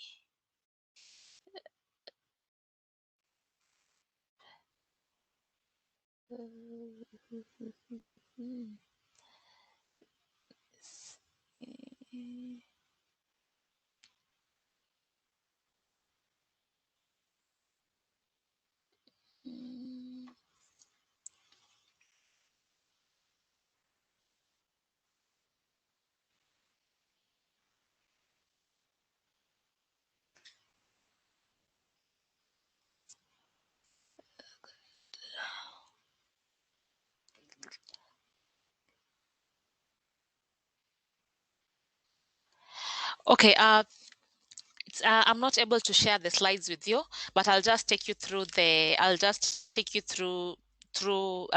you through. Okay, when I was looking at this topic, I thought about myself, or I was putting myself in the shoes of an engineer who has just graduated or who is about to graduate. So many of us normally have a lot of expectation. For instance, you finish school and you have finished school, so you have a lot of questions in your mind, right? You have you have finished school, so questions run into your mind. What next? Where do you start? See, so at the beginning you have finished school, so you have a lot of expectations. Some of the expectations that we all have are: one, you will get a job, you will get well paid. Some of us have an entrepreneurial spirit. You will finish school, you will not look for a job, you will start a company, you will start employing the skills that you've learned as an engineer and put up a company and start a company. Some of us decide to take a gap. Maybe I'll start a family and then I'll continue pursuing my career. Others decide like, I'll not look for a job. I'll just go straight and pursue my master's, because they already know what they want to specialize in, and they decide that when they finish, they're going to start their master's immediately. People have a lot of plans. So sometimes someone has this mentality that I'm finishing school, there's no way I'm moving back to my mother's house. I'm actually moving out. So those are some of the expectations that we have when we are graduating. And probably we all have different expectations. Unfortunately, we are normally faced with different realities. You have finished schools, you had your own expectations, like you're going to get a job, but in reality, there is no job that is forthcoming, right? Someone had an idea that they're going to start their business. Uh, they don't have the funds to start the business. You have an idea, but you can't commercialize your idea because you don't have the funds to start your business. Some of us would like to pursue their masters. You would like to, you'll finish, you'll probably get pass well, and then you will get funds to pursue your masters. Probably you start looking for scholarships, but there is none forthcoming. So that is some of the reality that awaits us when we graduate. You are an engineer, you've done engineering, it is very marketable. You are going to go out there and you're going to make it, which is true, but in reality that necessarily does not happen. So that brings me to a question. What then happens? You see, in your class, you're going to all graduate at the same time. But when you graduate, Some of you will get well-paying jobs in their area of training, which is okay. A few others will get jobs in different fields. You've trained probably in engineering, but since you need a job, you'll probably get a job in banking. Some will be lucky enough to venture into businesses. Some will be able to continue with their masters, and some will also get jobs probably in a toxic environment that they're not comfortable. So that is actually what happens. We all have a scale of expectations, but what really happens is we get different. The reality is actually different from what happens when you get out of the university. So once you have left university and you've had these expectations, you're faced with the reality, and then you fall into any of the categories that I have mentioned. Some of us are not very lucky because after that, when you have actually faced your situation, to some people they're not very lucky. So what happens is confusion sets in. So once confusion sets in, most of us we all live when we are charged with life. We want to go do this. I want to go conquer the world. You are very encouraged when you have that graduation hat. After all, you have already finished the 5 years, so there's nothing that you're not going to conquer. You are very sure that you're going to do your best. So what happens is when you're not when you're faced when you don't your expectations are not met, and you're faced with the reality you are set with the reality that faces you outside here, you get confused. Once you get confused, uh we start losing one starts losing their focus in life. Some people get depressed. This is actually a reality because most of you will graduate, most of you will pass, and then after some time you'll start asking yourselves, where did so and so go to?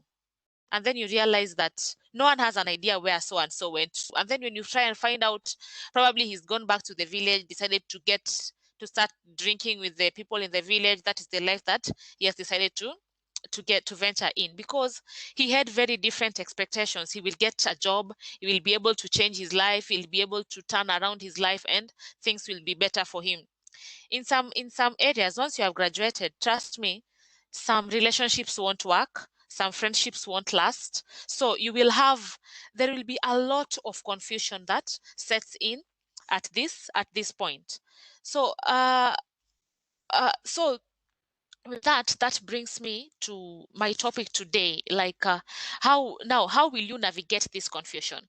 And I have put down three points how to navigate the confusion once you get out of campus. One, you need to be open-minded. By being open-minded, I mean you need to be ready for anything. You don't have to have a narrow mind that probably I am a chemical engineer. When I graduate, I'm going to work in a factory that produces this and that.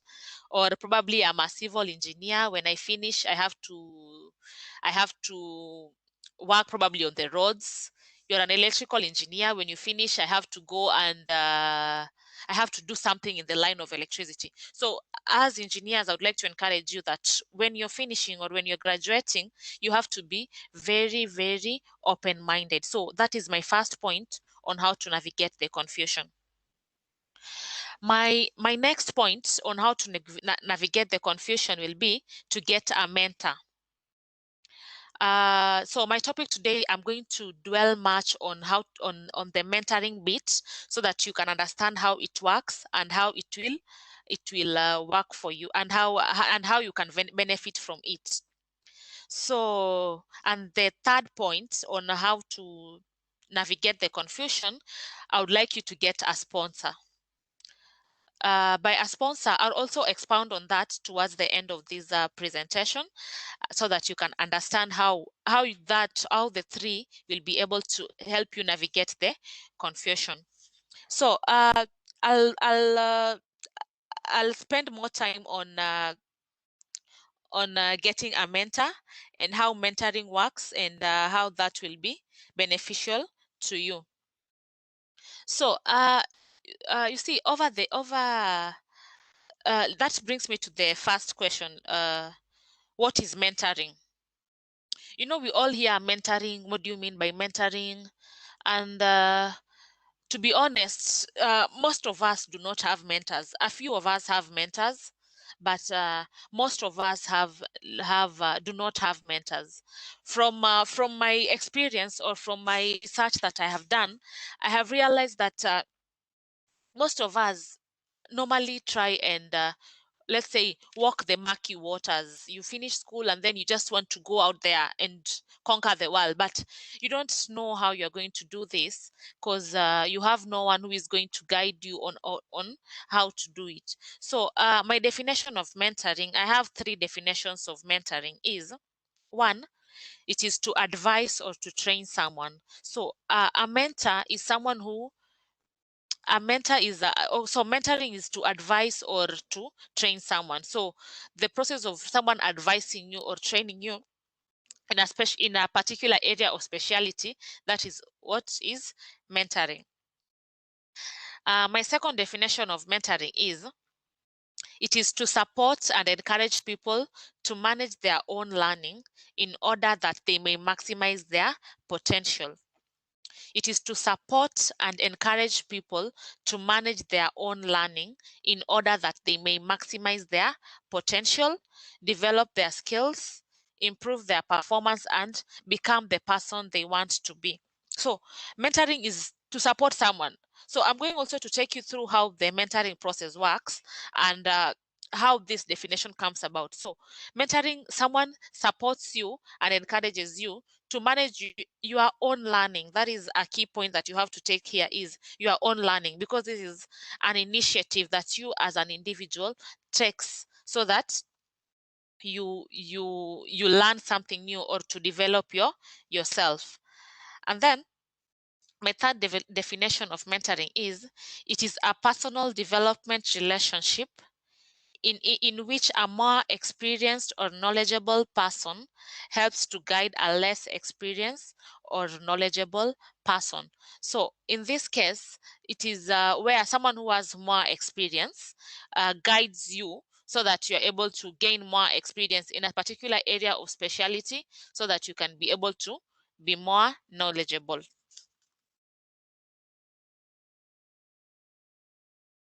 So let me ask, who is a mentor? Okay, a mentor. So I've given you the definition of mentorship, but who is a mentor? You see, a mentor is someone who allows you to see the hope inside yourself. You see, after you have finished school, you've gone through the confusion. Now you're in a confusion state, and you have lost hope. You need a mentor, because a mentor is that someone who allows you to see the hope inside yourself. This person allows you. So what you need to get here is this person allows you. This person does not necessarily see the hope in you, but allows you to recognize that you still have hope in yourself, and so that you can see the hope inside yourself, so that you can be able to, this person is able to lift you up or is able to guide you to do the correct thing. Okay, next I'm going to speak on types of mentoring.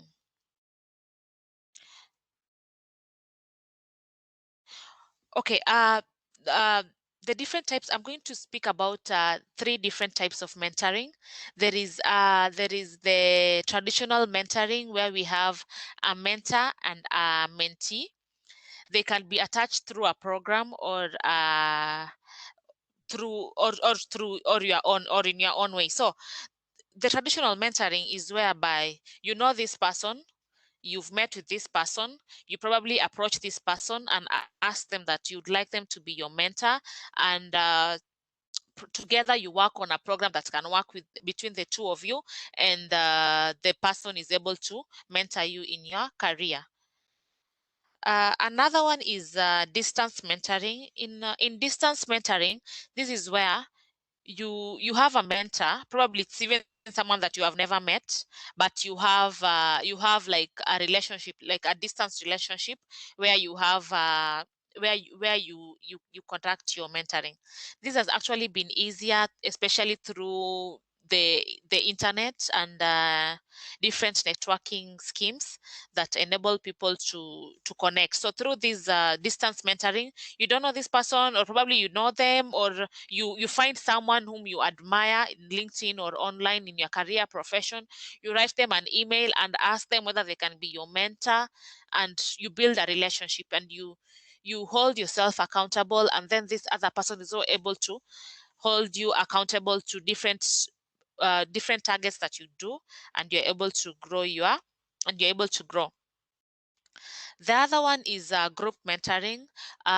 With the group mentoring is whereby you have maybe one mentor, and then this mentor is attached to maybe 3 or 4 mentees, and it's like you're a cohort of mentees. So you're a group of people and you're mentored by one person. So you can be given works and you do in group, and you're able to find a way of doing it. So through all this, you will be able to find through these 3 different types of mentoring, you can be able as an individual to find something that works for you, so that you can be able to grow by yourself. You see, if you the main aim of mentoring, you're the one who seeks help, because someone will not come to you and tell you that, hey, I would like to mentor you. No, you're the one who seeks help. You're the one who has graduated. You're the one who wants to grow in a certain area. You say, I would like to be an expert in this area. What do I do? You know someone that you see probably through their. My colleague has spoken a lot about networking. So you've been able to network with through maybe social media networks. You've been able to see that what this person does. This person does not know you, but you've been able to hear them talk, or probably through such a meeting, you've been able to hear them talk. And then you're like, oh, I would like probably Lydia to be my mentor. What do I do? You go to the internet, look them up, get their profile on LinkedIn, ask them to be your friends, ask them if they can be your mentor. That is one way you can get a mentor, and it can be a distance mentoring. You see, the one-on-one mentoring, you can get someone, probably if you get employment, and identify someone who is high up in your rank, or probably your manager or something, and ask them to be your mentor. You set goals and you're able to have this kind of mentoring with your mentor. The other way is there are different sites in the internet that can link you up with mentors. So probably at the end of this discussion, I can share with you more on the organization that they lean in, where we do group mentoring, and there is also individual mentoring, where you can join and get the benefits from there. Okay, in mentoring, when you're seeking out a mentor, or in mentoring, it is a relationship. So this is a relationship that is mutually beneficial. You get? So you as an individual, when you're mentored, I always say that once you have been mentored, always remember to pay it forward. You get?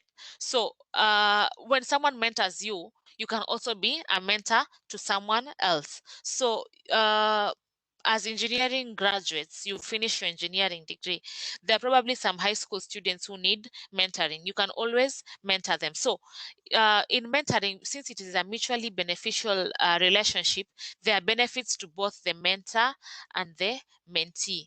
So some of the mentor is the person who mentors you, and the mentee is the person who is receiving the mentorship, or the person who is being mentored.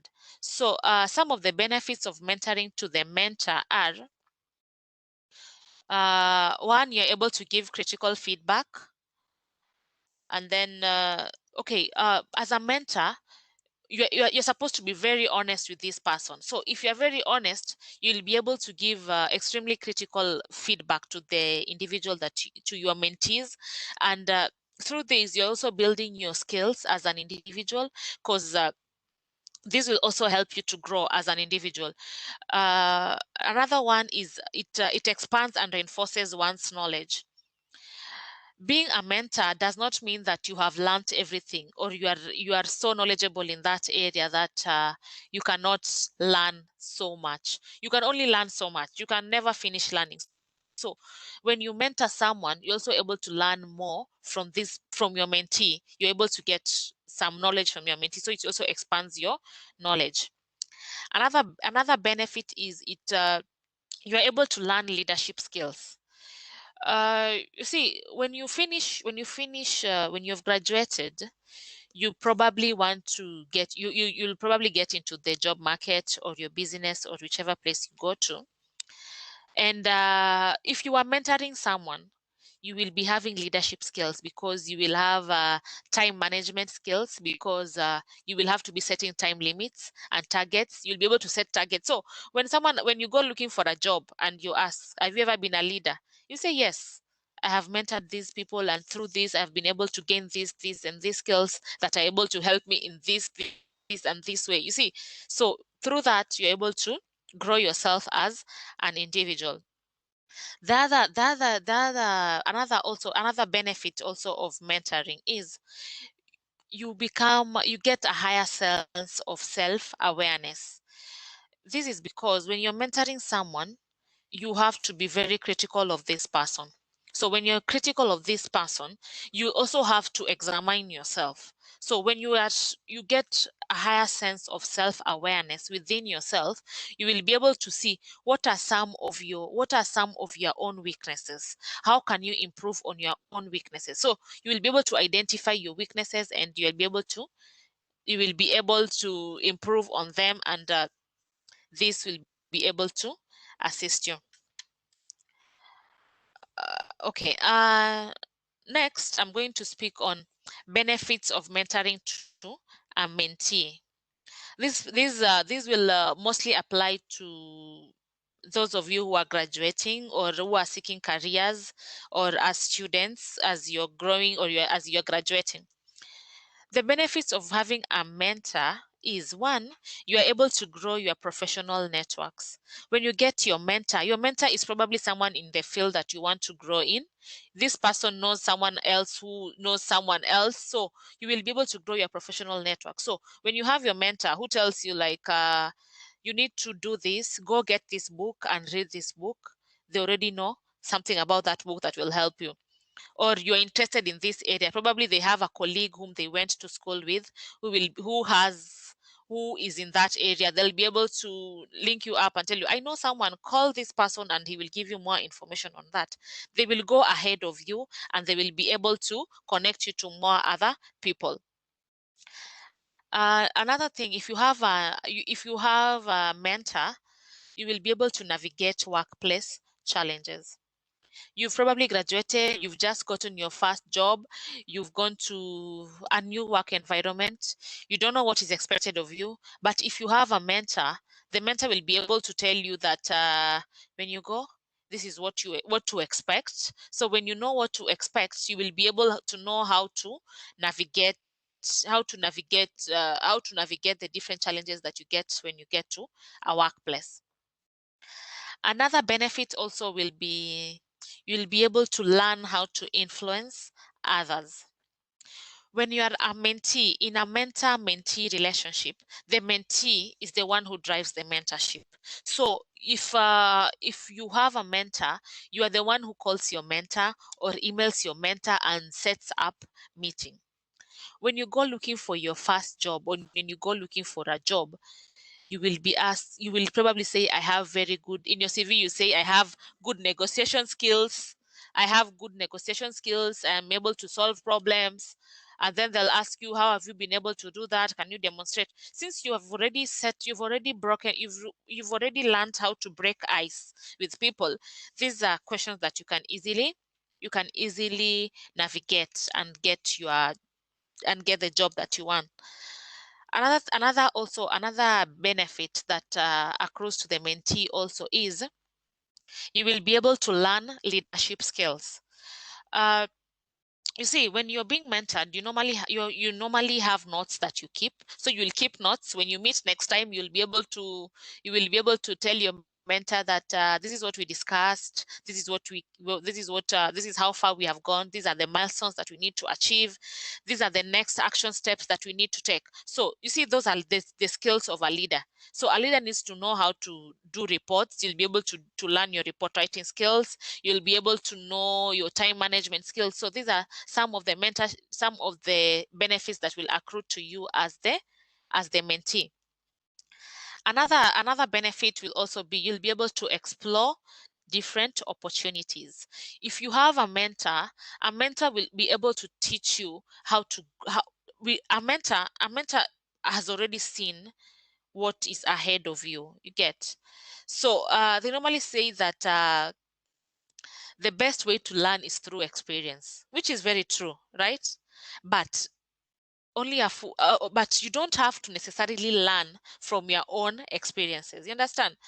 You can Experience is the best teacher, yes, but that does not mean that it has to be your own experiences. So if you have a mentor will tell you that I've done that is not the right way to go, and if you take this other path, this will lead you in this other way, and you'll be able to do it this and this way, and it will be good in this way. So if you have a mentor, you'll be able to, this is someone who has already seen ahead of you, and you'll be able to, and they will show you the different opportunities that are available for you.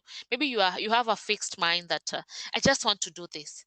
But if you have a mentor, this mentor will encourage you to explore different opportunities, and through exploring the different opportunities, you will be able to grow your chances, and you'll be able to seek better and higher things.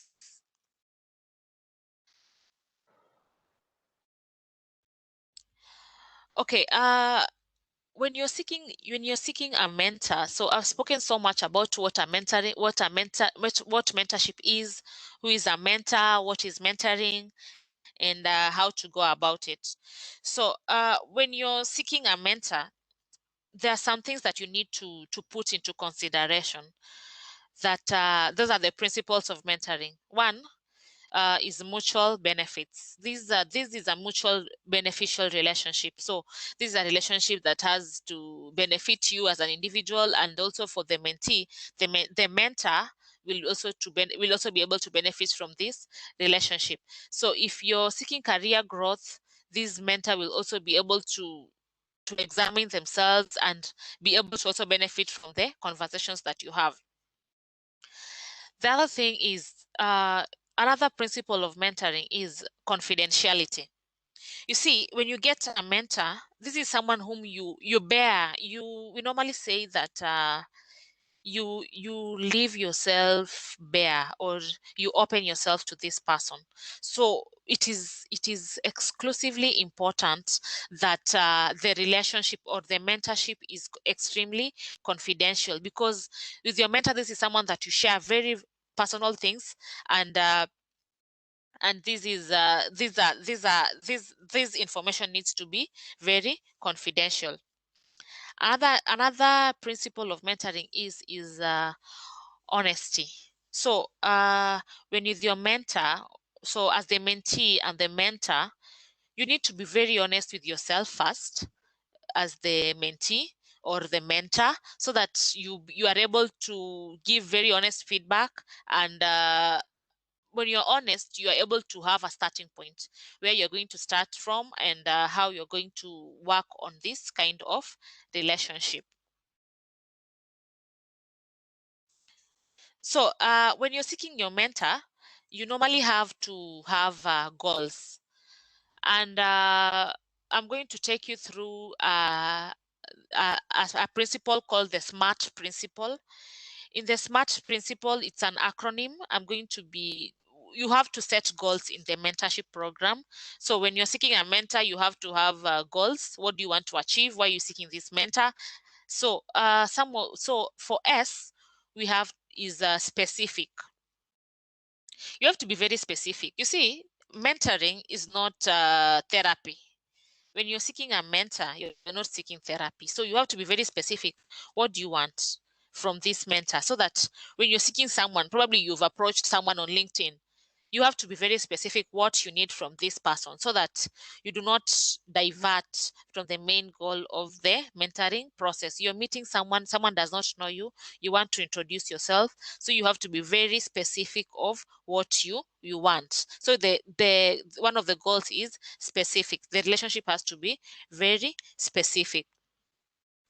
Another one is SMART. Is the next one is M. M is measurable. You set the goals. The goals have to be measurable. You have to say that this is what we want to achieve. Probably if you want to venture into business, or if it is in your career path, if you're seeking for a job, it's measurable. Let's say you say, I'll do 4 applications. You see, that's measurable. You have to be measurable. So in your goals, you also have to be, in A, we are going to attainable. Set goals that are attainable. Don't be, how do we say it, unrealistic in your goals. Set very attainable goals that you're sure you'll be able to achieve you'll be able to attain the goals. The other point is relevant or realistic. You have to set relevant or realistic goals. So let's say I say that I want to start my business, and you are seeking a mentor. You want to start a business, and probably the business needs a capital of 1 million. That's what you have set as your that's what you think is it's part of your goals. So the next thing will be, how will you raise these funds? Do you have those funds? And then you come back and realize you don't have anything that you can start with. So you need to be very relevant and very realistic in the goals that you're setting.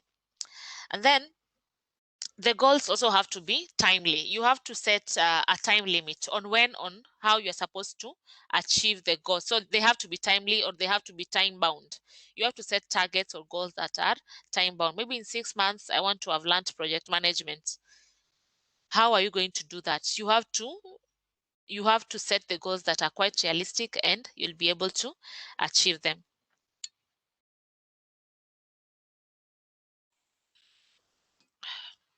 So as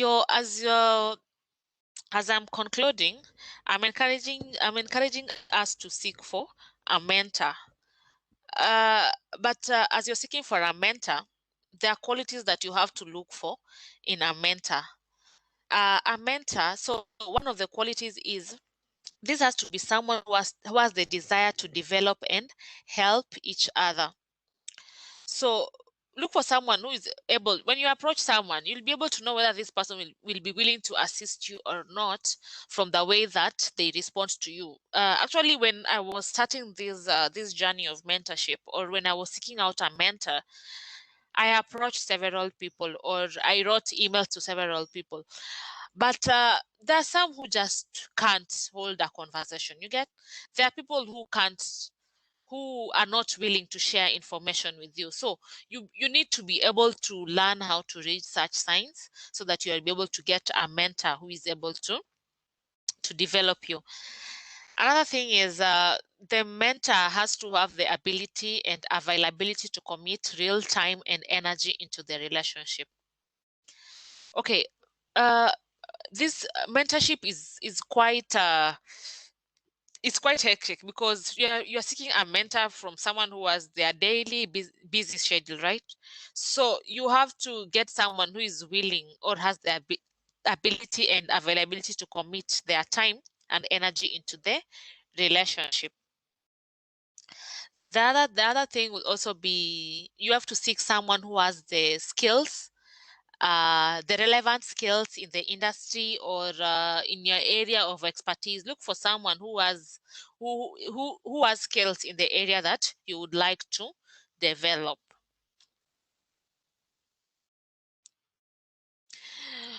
Okay, so as I conclude, I would like to, I've said so much about mentoring. So among the three things that I told you on how to navigate the confusion after graduation or after finishing school, I mentioned that you need to be open-minded. Number two, you need to get a mentor. And number three, I said you need to get a sponsor. Okay. Uh, Most of us, maybe the word sponsor has been misused or has been used in different contexts. But in this case, I would like to speak about a sponsor. You see, a sponsor is someone who mentions your name in a room where there are opportunities. Maybe I can repeat that for those who are taking notes. A sponsor is someone who mentions your name in a place, in a room where there are opportunities. So when I say you get a sponsor, I mean you look for someone who has goodwill enough to mention your name in a room where there are opportunities. So that's the sponsor can be probably your mentor and can also be someone that you get from your networks that my colleague has spoken about through networking.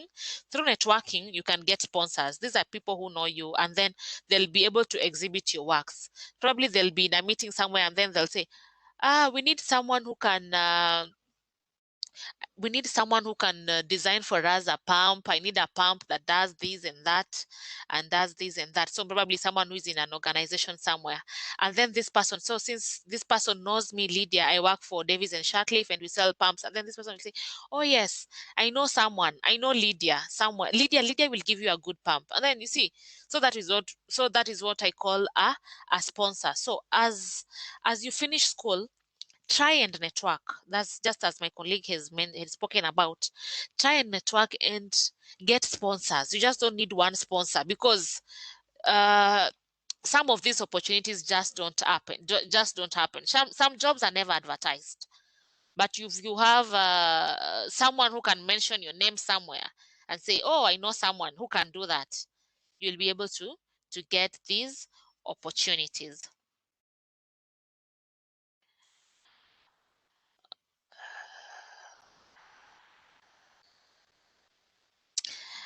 Okay, I would like to conclude there. I'd like to finish with my presentation on mentorship and probably yes. Thank you so much. I would like to conclude my presentation here, and maybe I'll get back to Sylvia, who can carry on from here.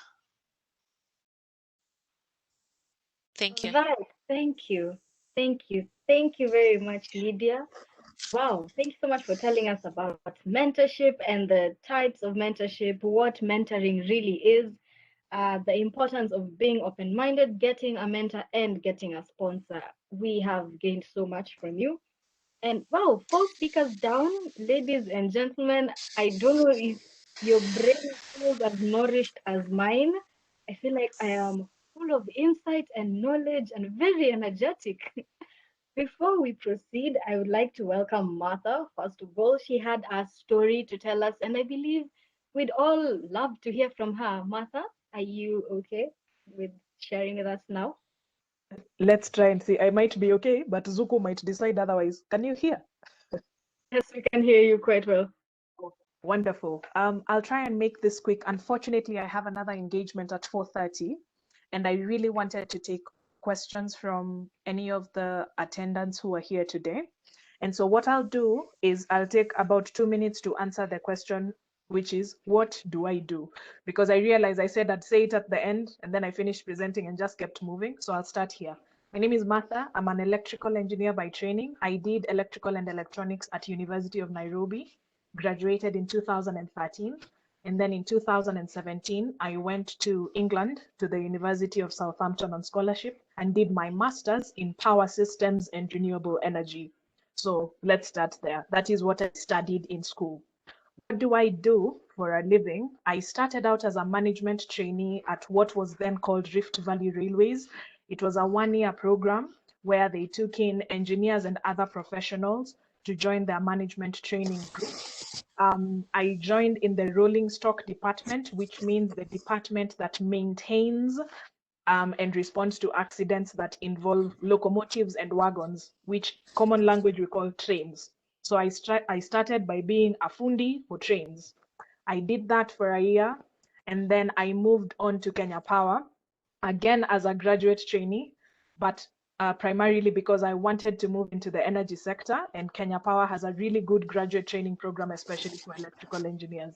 So I did the graduate training at KPLC, and then I was recruited there as something called a fourth assistant engineer in installations management. My job was primarily to install, inspect, disconnect, and coordinate the team of technicians that work with metering, especially for large power customers.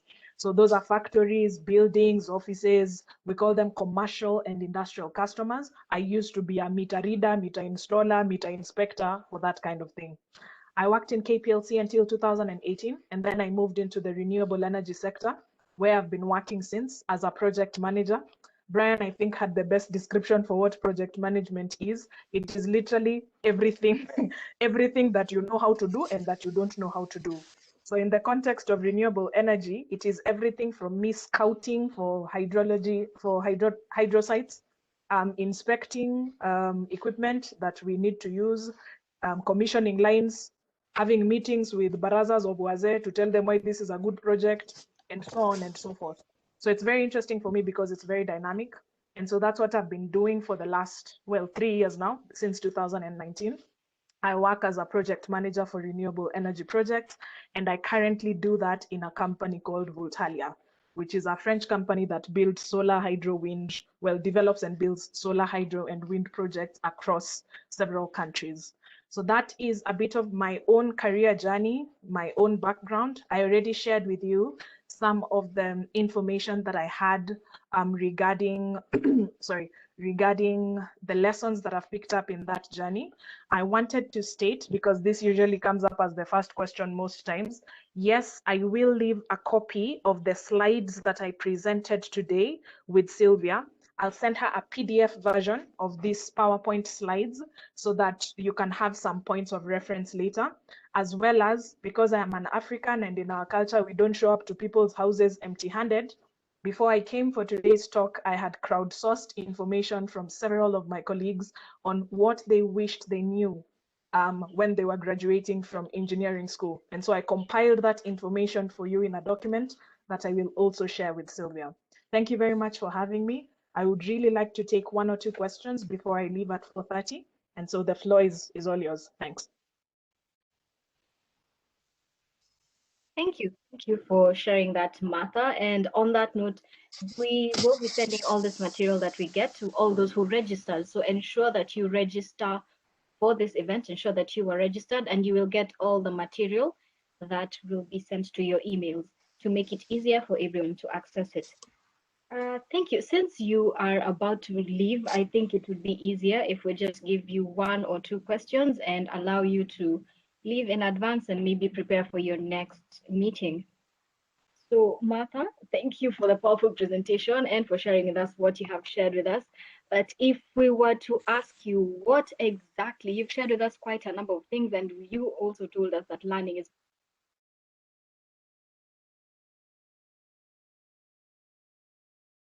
You're on mute, so I can't quite hear you now. am I audible now? Yes, yes, you are. Please go ahead.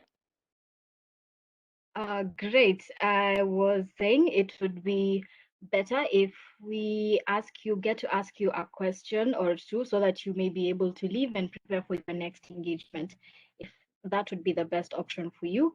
And so since you have shared with us so much in your presentation, and as we're waiting for people to type in the questions that they may have, remember, type in your questions at the chat to have your speakers answer them.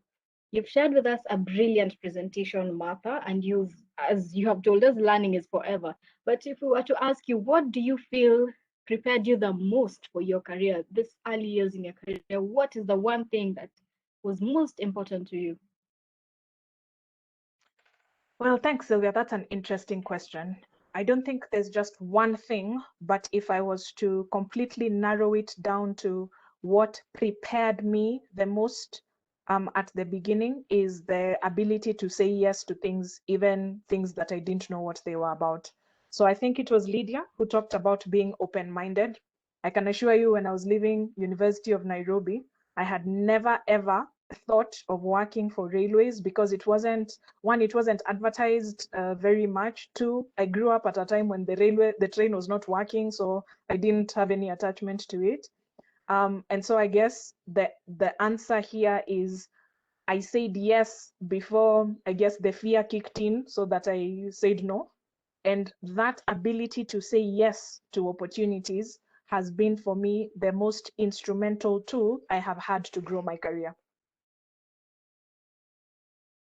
Interesting. Saying yes to any and every opportunity, definitely. I mean, you'll never know until you try. So saying yes definitely is a very good point. Thank you.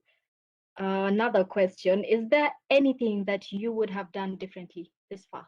Is there anything that you would have done differently? That's an interesting question. And at this stage, because to be fair, I'm still at the beginning of my career, just a little ahead of where you guys are, but it's still really at the beginning. And at this stage, I would say no. I think that everything that I have done, including the things I have failed at, the things I have not been good at, the opportunities that I took and did not work out, or even the opportunities that I turned down, I think they were all working together towards getting me to the point that I am at today. So I'm a real believer in the idea that you are exactly where you need to be with regard to whether it's your career or your life, depending on your choices, and whether you made your choices being conscious of the fact that these choices will lead you down a particular path. So is there anything I would do differently? Overall, no. If you want a very specific response, it is yes. I wish I started communicating my ideas when I was a lot younger, because I'm a massive fearer, or I don't know, not enthusiast of public speaking. I am not half as confident as you are at your age, and it's quite impressive to me. Sylvia, by the way, I need to say that you're quite good at moderating. Well done. But then the thing is, when I was your age, I was a very timid, not very communicative person. And today, 75% of my job is actually communicating with people, whether it's with policymakers, with communities, with the younger engineers that I teach, etc. So I wish I started using my voice a little sooner. But in terms of the choices I've made in my career, no, I don't think so. I don't think I'd do anything differently. Well, thank you. Okay, yeah, that is definitely a thing. There is a reason everything happens, and yeah, glad to hear that. And thank you. I I really do appreciate. Well, thank you so much, Martha. You are free to take your leave and prepare for your next engagement, but we are very grateful for taking your time, taking your afternoon to speak to us and to share with us. It really has been a powerful presentation, and it has been an honor listening to you. Thank you very much.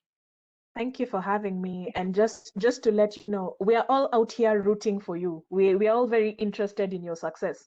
So I hope that beyond just listening in, taking notes, learning from professionals who are a little ahead of you in the career journey, you realize that there is more goodwill than the alternative when you come out into the industry. So just do your best, maintain a positive attitude, and trust that the decisions that you're making today will, in 7-8 years, compound to this career of your dreams. All the best. I wish you well as you continue with the rest of your journey as engineers, but more specifically, the remaining session of this webinar. Thank you and goodbye. Thank you. Yes, so any further questions that will be addressed to Martha, we can have them and channel them to her via email in order to get a response. Ladies and gentlemen, I hope you are excited. We are now officially getting into the Q&A session. We still have 3 of our speakers here who shared with us great insights. We have Brian, we have Lydia, and we have Grace. Now, this is the point where we get to engage with them. We get to talk to them, we get to ask them questions and hear more about their experiences. Just a recap, what our speakers talked about. Martha, who has just left, talked to us about early years in your career. Brian talked to us about the entrepreneurship niche in engineering. Lydia talked about the role of mentors in career growth, and Grace talked to us about networking. Feel free to channel any questions on any of those topics or any questions whatsoever that you may have in the chat section.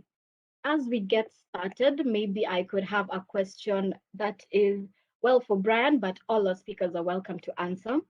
Since Brian talked to us about, he noticed a gap in the industry and he worked on that. And that's, I found that a very noble trait. Yeah, you notice a gap and you work on it. So, Brian, if you could share with us, what are 3 key factors that you identified on how to identify and act on a gap that you find in the industry? Any 3 key points that you may tell us about that?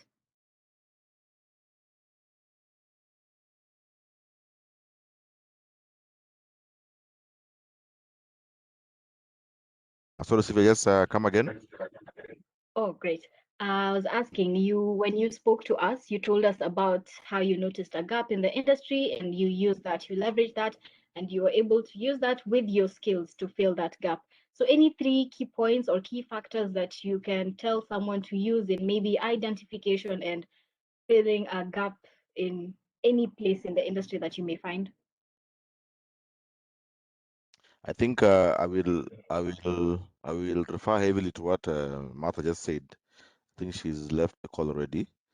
The first part is there's an old saying that say that in the military, when you're told to jump, you first jump, and when you're air, you ask how high should I jump. I think most of us let opportunities pass us by saying we can't do this, or I cannot, or I have never. Say someone told me today they want me to say cast for them as creed somewhere. Somebody will say I'm not a chemical, I'm not a civil engineer, so I'll say I've never done it. But for you to take advantage, you'll say yes. Either I will go read about it, just the way my fellow presenters have said. You can learn anything, and if you look at what Elon Musk is doing even now, like the spaceships and all those things, yes, he's a physicist, but he spent a lot of time learning about space science. So you first say, yes, I can do it, then I will learn along the way. So that is the first thing, which is the mind should be open. Otherwise, most of us normally say, I can't. You don't say it in the exact words, but when you hear something which you don't know about, you say, this is for civil engineers, this is for mechanical engineers. I've never done this before. So the question is, now the entrepreneur will say, I can't do it, but I can go work with Sylvia, who was done it before, and we'll work on it together, and we'll take advantage of the opportunity. That is the first thing. Then 2 is being proactive. It is waiting. They say there are 3 kinds of people, right? Those who watch things happen, those who things happen to them, and those who make them happen. So you'll find that even you're hired, when you're hired, you'll be 3 engineers. There'll be one who will be doing what they are told to do, but there'll be that one who is always asking questions. How can we improve this? You're being proactive. You're trying to bring new solutions, and entrepreneurship is about bringing solutions to existing problems. So once you have that mindset, I think it will really take you a long way to always spot opportunities and see how can I do this either as an employee, or how can I get this as part of my business, or how can I work with somebody to do this for another person who needs the same uh, service. So those I think are the 2 key drivers to see the opportunities. Yeah. Thank you for that.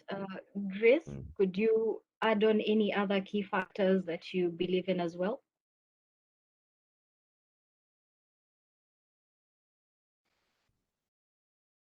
Could you repeat the question, please?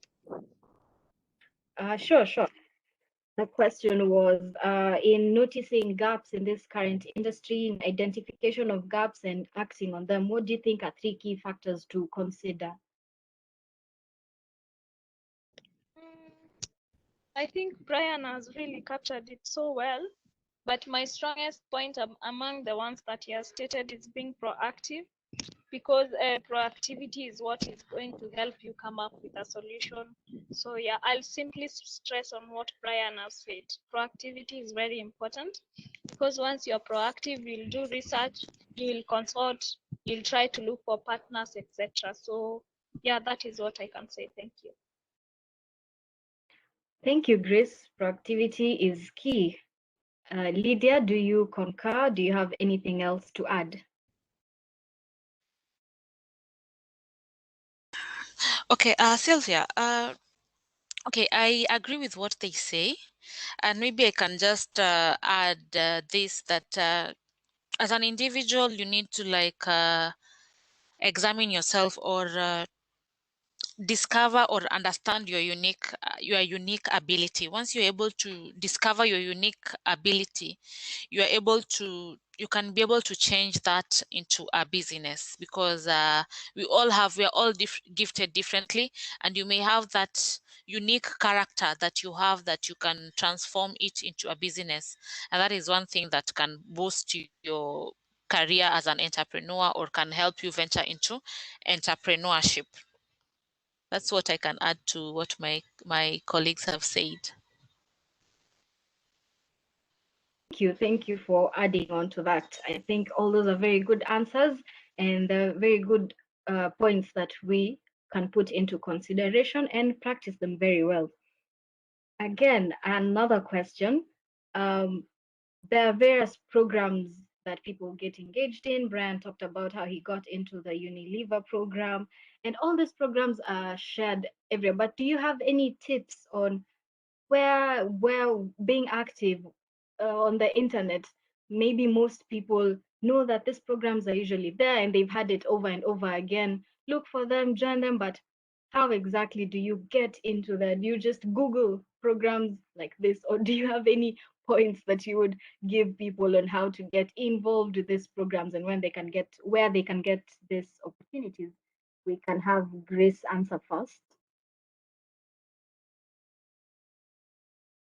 Actually, most of these programs, you'll realize that the company is offering those, let's say, graduate training programs. Visit your universities, but not everyone attends such such trainings.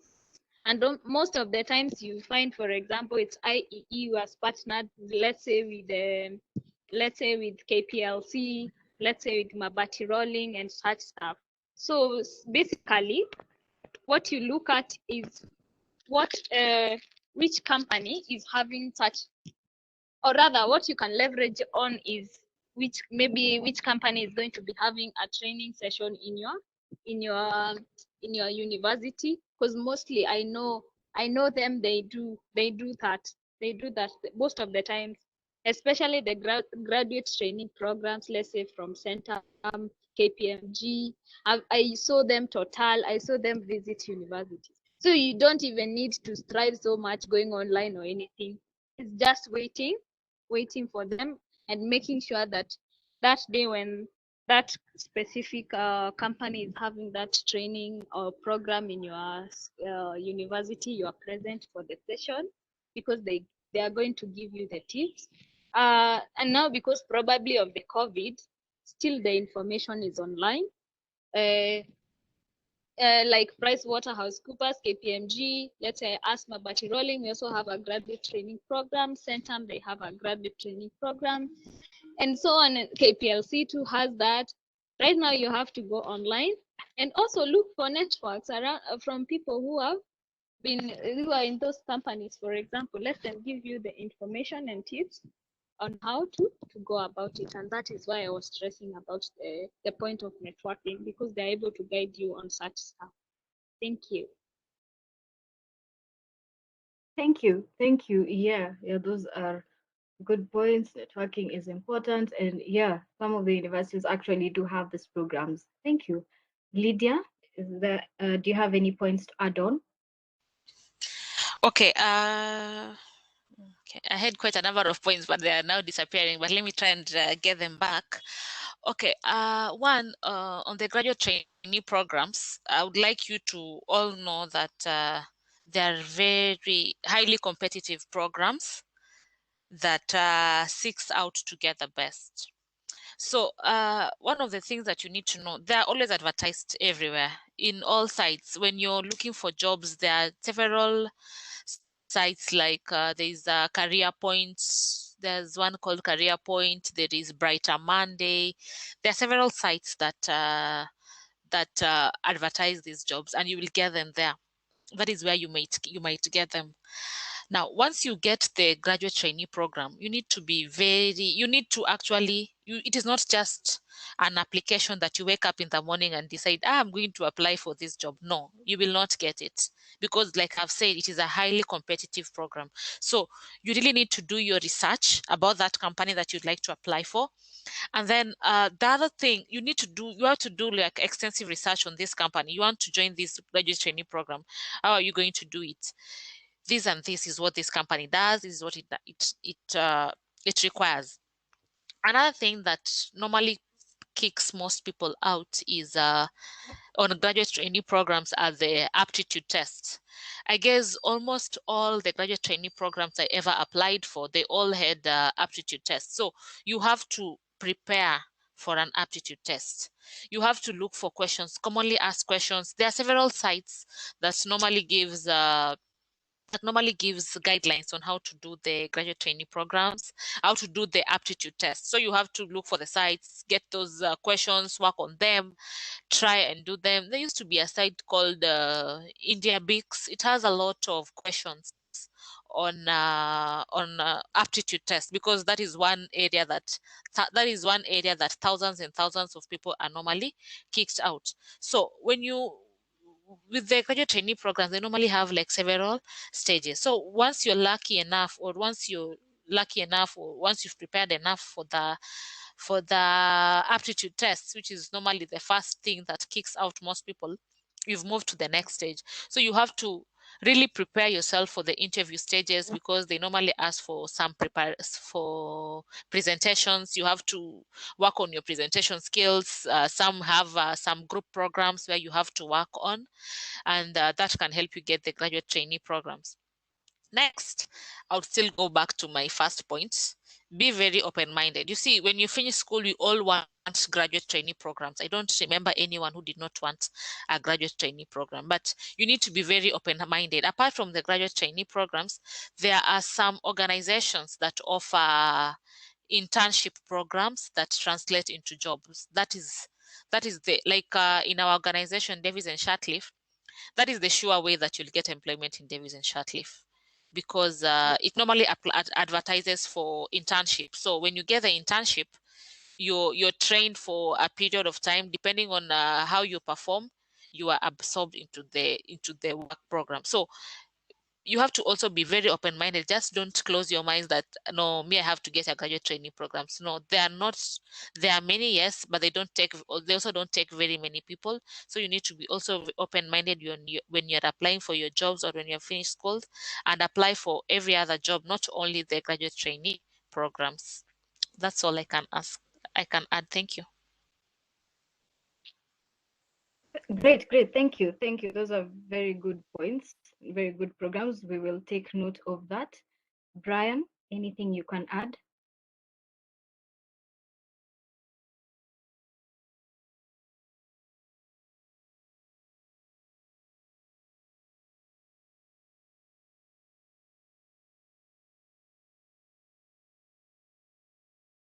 Brian, can you hear me?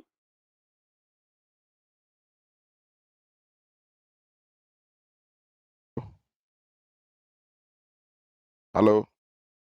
Hello. Yes, we can hear you.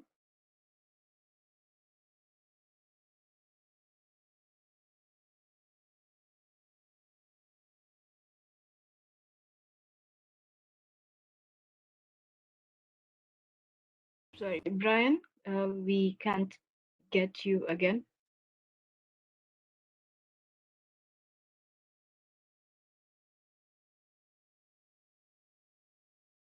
I think now you'll get me, right? Yes, now we can get you. Correct.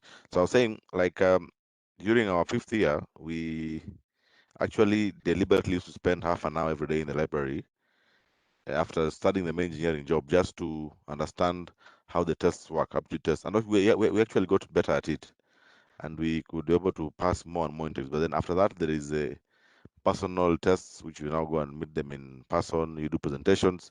So whatever Sylvia is doing today would be great in terms of presentation, because as engineers, sometimes we know what we want to say, but you don't know how to say it, which is the biggest failing. Even once you are employed, you'll find engineers may not progress very fast because we are not very expressive. We know stuff, but we don't say it, or you don't say it in the right way. So that is the second part also, which probably the rest of my colleagues missed. After the aptitude test, you go and meet them, and if you got a first class but you can't explain something simple like what are your strengths and weaknesses, then now the aptitude test again might not really help you much. But the other side of it, which I think Lydia touched on a bit, is I think we mostly want to learn how to be successful. But I think today I also want us to learn what would happen if you're not successful, which I think is when you leave the job market is you'll find 10 of you get jobs in the graduate trainees, 5 of you go into railway, like the way Martha said, and there are those who will remain. What happens when you don't make it the first time? I think that's also what we need to learn from now, that some things might take time. You might be the one who gets the job last but gets the best job, or the one who gets the job first, but then the other one gets the job last and gets a better job or gets a more stable job. You understand? Someone who goes for masters, you think they're wasting time. They come and get the best job amongst all of you. So it may not necessarily be the end if you don't get it. And also the question is, what happens if you don't get it? Will you be able to move on and do something else? That's also one thing we need to consider.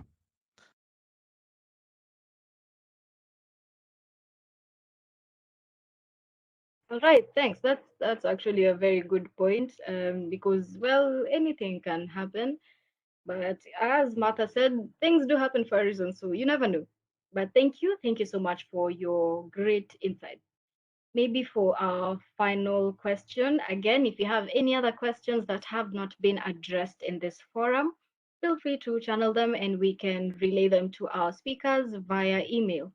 Our final question that we may ask you: what is your favorite part about being engineers or graduate engineers?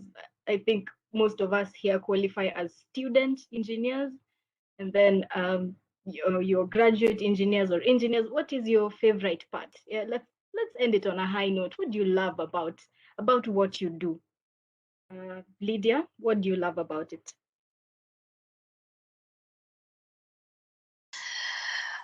Okay, Sylvia, that caught me a bit off guard, but probably I would say what I love most about being an engineer is I think I'm more of a philanthropist. So I really like what being an engineer has enabled me to change lives, because and that gives me satisfaction, you get, because as an engineer you come up with solutions, and the solutions that you come up with, you'd not have come up with those solutions if you didn't have that knowledge that you have, because through my job I am able to come up with solutions that will save someone's life or will make someone's life better, and that gives me satisfaction. At the end of the day I go and sleep and say, as an engineer I was able to think like this, and I was able to do it, because out here everyone thinks that they can do what engineers do, but actually they'll not be able to do what you do. But as an engineer you'll be able to do something in the correct way, and through that I am able to change people's lives. Personally, what I love being an engineer is I'm able to come up with solutions that changes people's lives. That's one thing that makes me glad to be an engineer. Thank you. Great, you get to touch people's lives. How noble. That is a very good reason. Brian, why do you love being an engineer?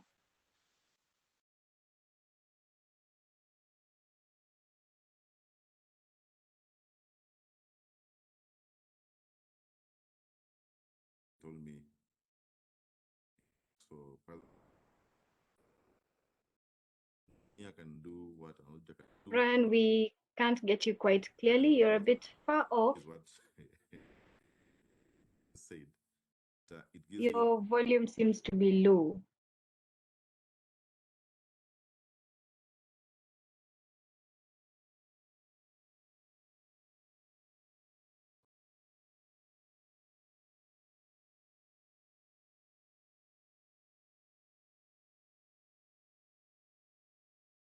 We still can't get you quite well. Maybe Grace could answer as you get your volume to be higher. Grace, why do you love what you do? Oh, wow. Okay. Why I love what I do? It's because of one of the satisfactions comes when I see the client, for example, is happy at the end of the session, or rather project. For example, one of the most exciting projects I've done among many was the one of the COVID-19 isolation units in the country when COVID was skyrocketing and there were so many patients, the hospitals were overloaded and stuff. So we were able to do a very nice light gauge product or warehouse, or rather hospital for Kiambu County, which was quite an interesting project that we did very quickly in 10 weeks, and sooner or later we could see the people, the community already getting excited, people coming to see the hospital, the beds coming in, and soon the Kiambu, is it Kiambu Limuru? It's somewhere in Tigoni, the Tigoni hospital that was already overloaded with COVID-19 patients. They started being relieved to the new hospital. So I think that was quite amazing, seeing even the community come during the opening, how people are celebrating the dance, seeing the leadership from Kiambu County celebrating the hospital and such. It was quite like, wow, oh my God, you know? Yeah, and over and beyond that, problem solving in general, because engineering is pretty much about problem solving. And when you're in the construction industry like myself, pretty much every day is a day of problem solving. So sometimes you might find everyone is panicked and all, but then we engineers go back to the drawing board. You look at the drawings, what can be done, you weigh your options, then you look at the best possible way out, you sort it out, and everything soon is quiet and everyone is like, you don't even realize like there was a challenge or anything. I think it's always quite excited, and at the end of the project, seeing the client being happy that their product is ready, it's on time, it's in full. So I think that is the most exciting part about my job. Yeah, thank you. Thank you, Grace. I say that serving people is the best part of your job, which is a beautiful thing. Brian, can you now be audible? Can we hear you now? I'm saying, I think you should hear me now, right? Yes, perfect. Good. So I was saying, one of my older brothers works for PricewaterhouseCoopers as an auditor, and he told me an engineer can do what an accountant can do, but an accountant can't do what an engineer can do, which I think now brings into perspective the problem-solving skills and the kind of exposure which we really get stretched during the training. Whatever you're learning in school now might look tough, but I think it really helps you to. It's more like a boot camp. If you manage to go through engineering school and come out here, there's very little that you cannot do. So just hang in there. Whatever, even things get tough at work here, you'll find you are very resilient and you're always trying to solve the problem. And the way you think as an engineer is very methodical. The way you think, there is a reason, there's why something is happening. You ask yourself why. Why is it happening? From first principle, you're able to understand and just give solutions. And definitely now in my field as an entrepreneur, I think what makes me happy is giving solutions to the customers and getting referrals from them because of good work which we've done. I think that's what gives me joy. Even now, I'm at work as we talk. Thank you so much.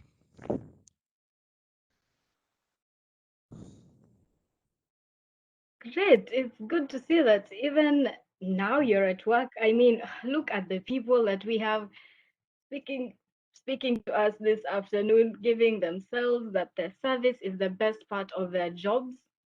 It's really something that we can pick from this event. I think with that, that concludes our Q&A session. Allow me to just switch on my video for a few minutes as I wind up. Yes, yes. So this has been an incredible session and we have learned a lot. We're now heading to the concluding part of our meeting. And from here, it will just be the closing remarks. And so this is the part where I would like to thank everyone who was here. It was an honor to moderate this event. There has been so much to learn and I think I have spent my afternoon in the best way possible. Maybe for this first part of the year, this has been one of my best afternoons. I do apologize for the technical hitches that were there at the beginning, but thank you so much for sticking through until now. From here, I will just invite IEEE for a few minutes, and from there, we'll have our closing remarks from STEM Wahandisi La Femme. And on that note, yes, thank you. I have enjoyed. It has been an honor. Therefore, IEEE Kenya, yes, take over.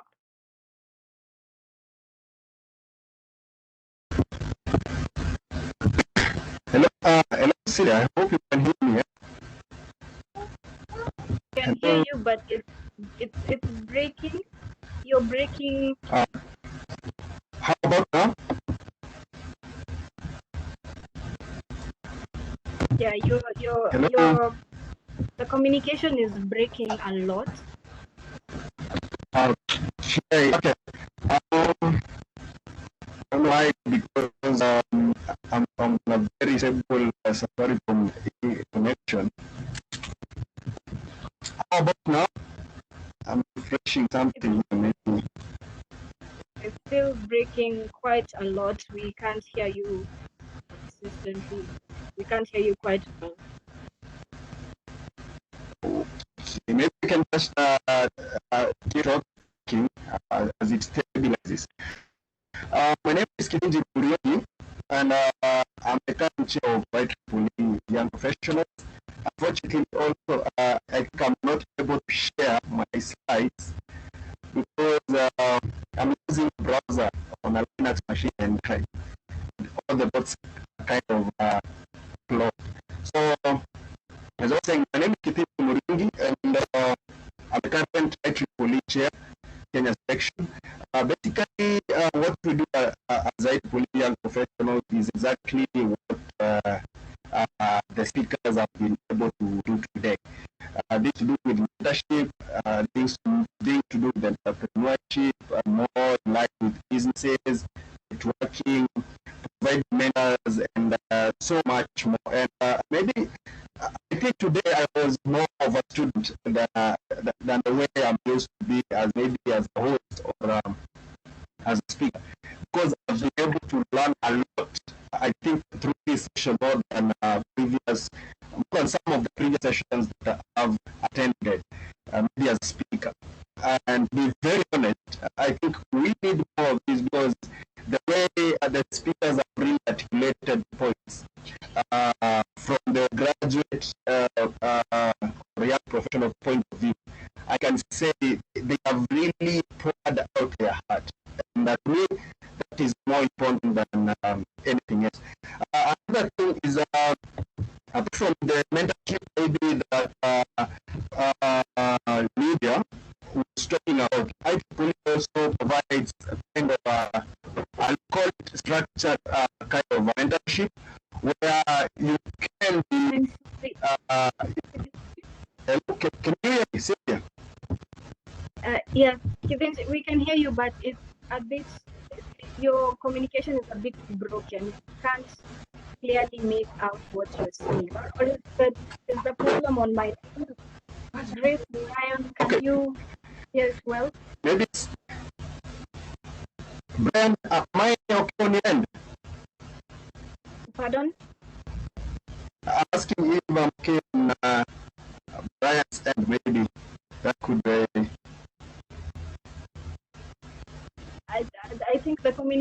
is a bit too broken. It's unclear.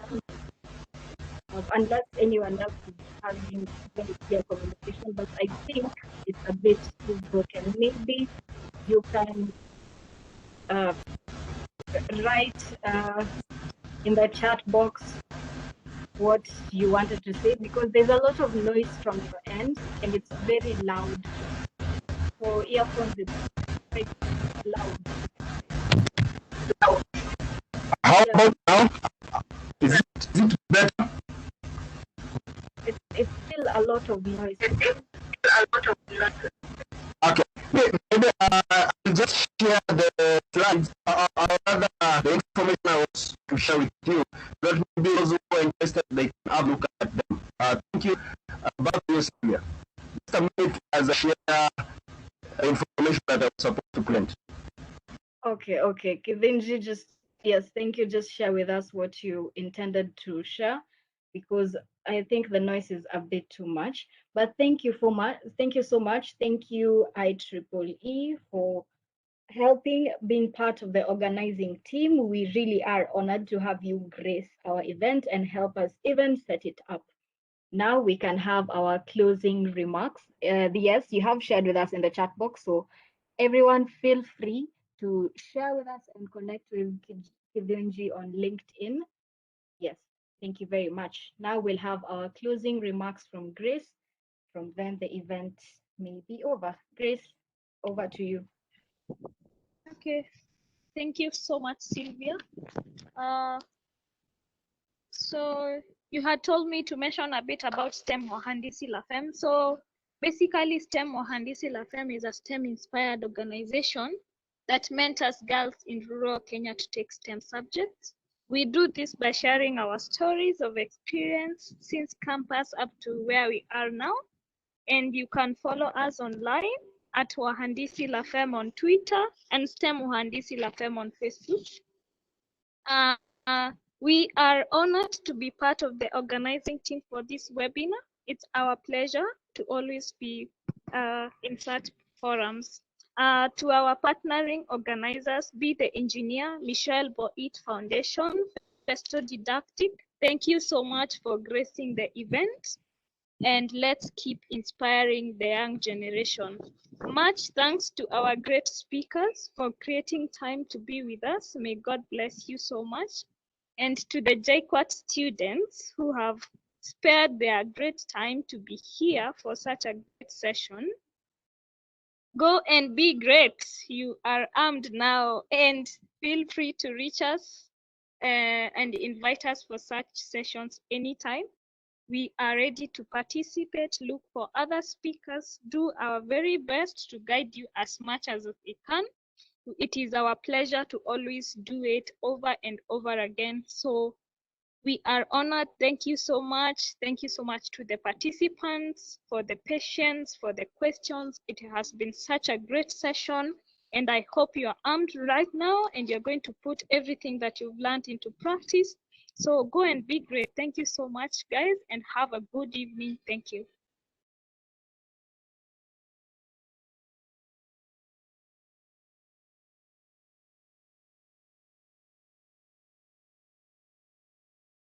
Hello? Yes. All right. Was I Thank clear? you. Yes, you're very Okay. clear. Okay. Thank you so much. And yeah, have a lovely evening and feel free to live at your own leisure. Thank you.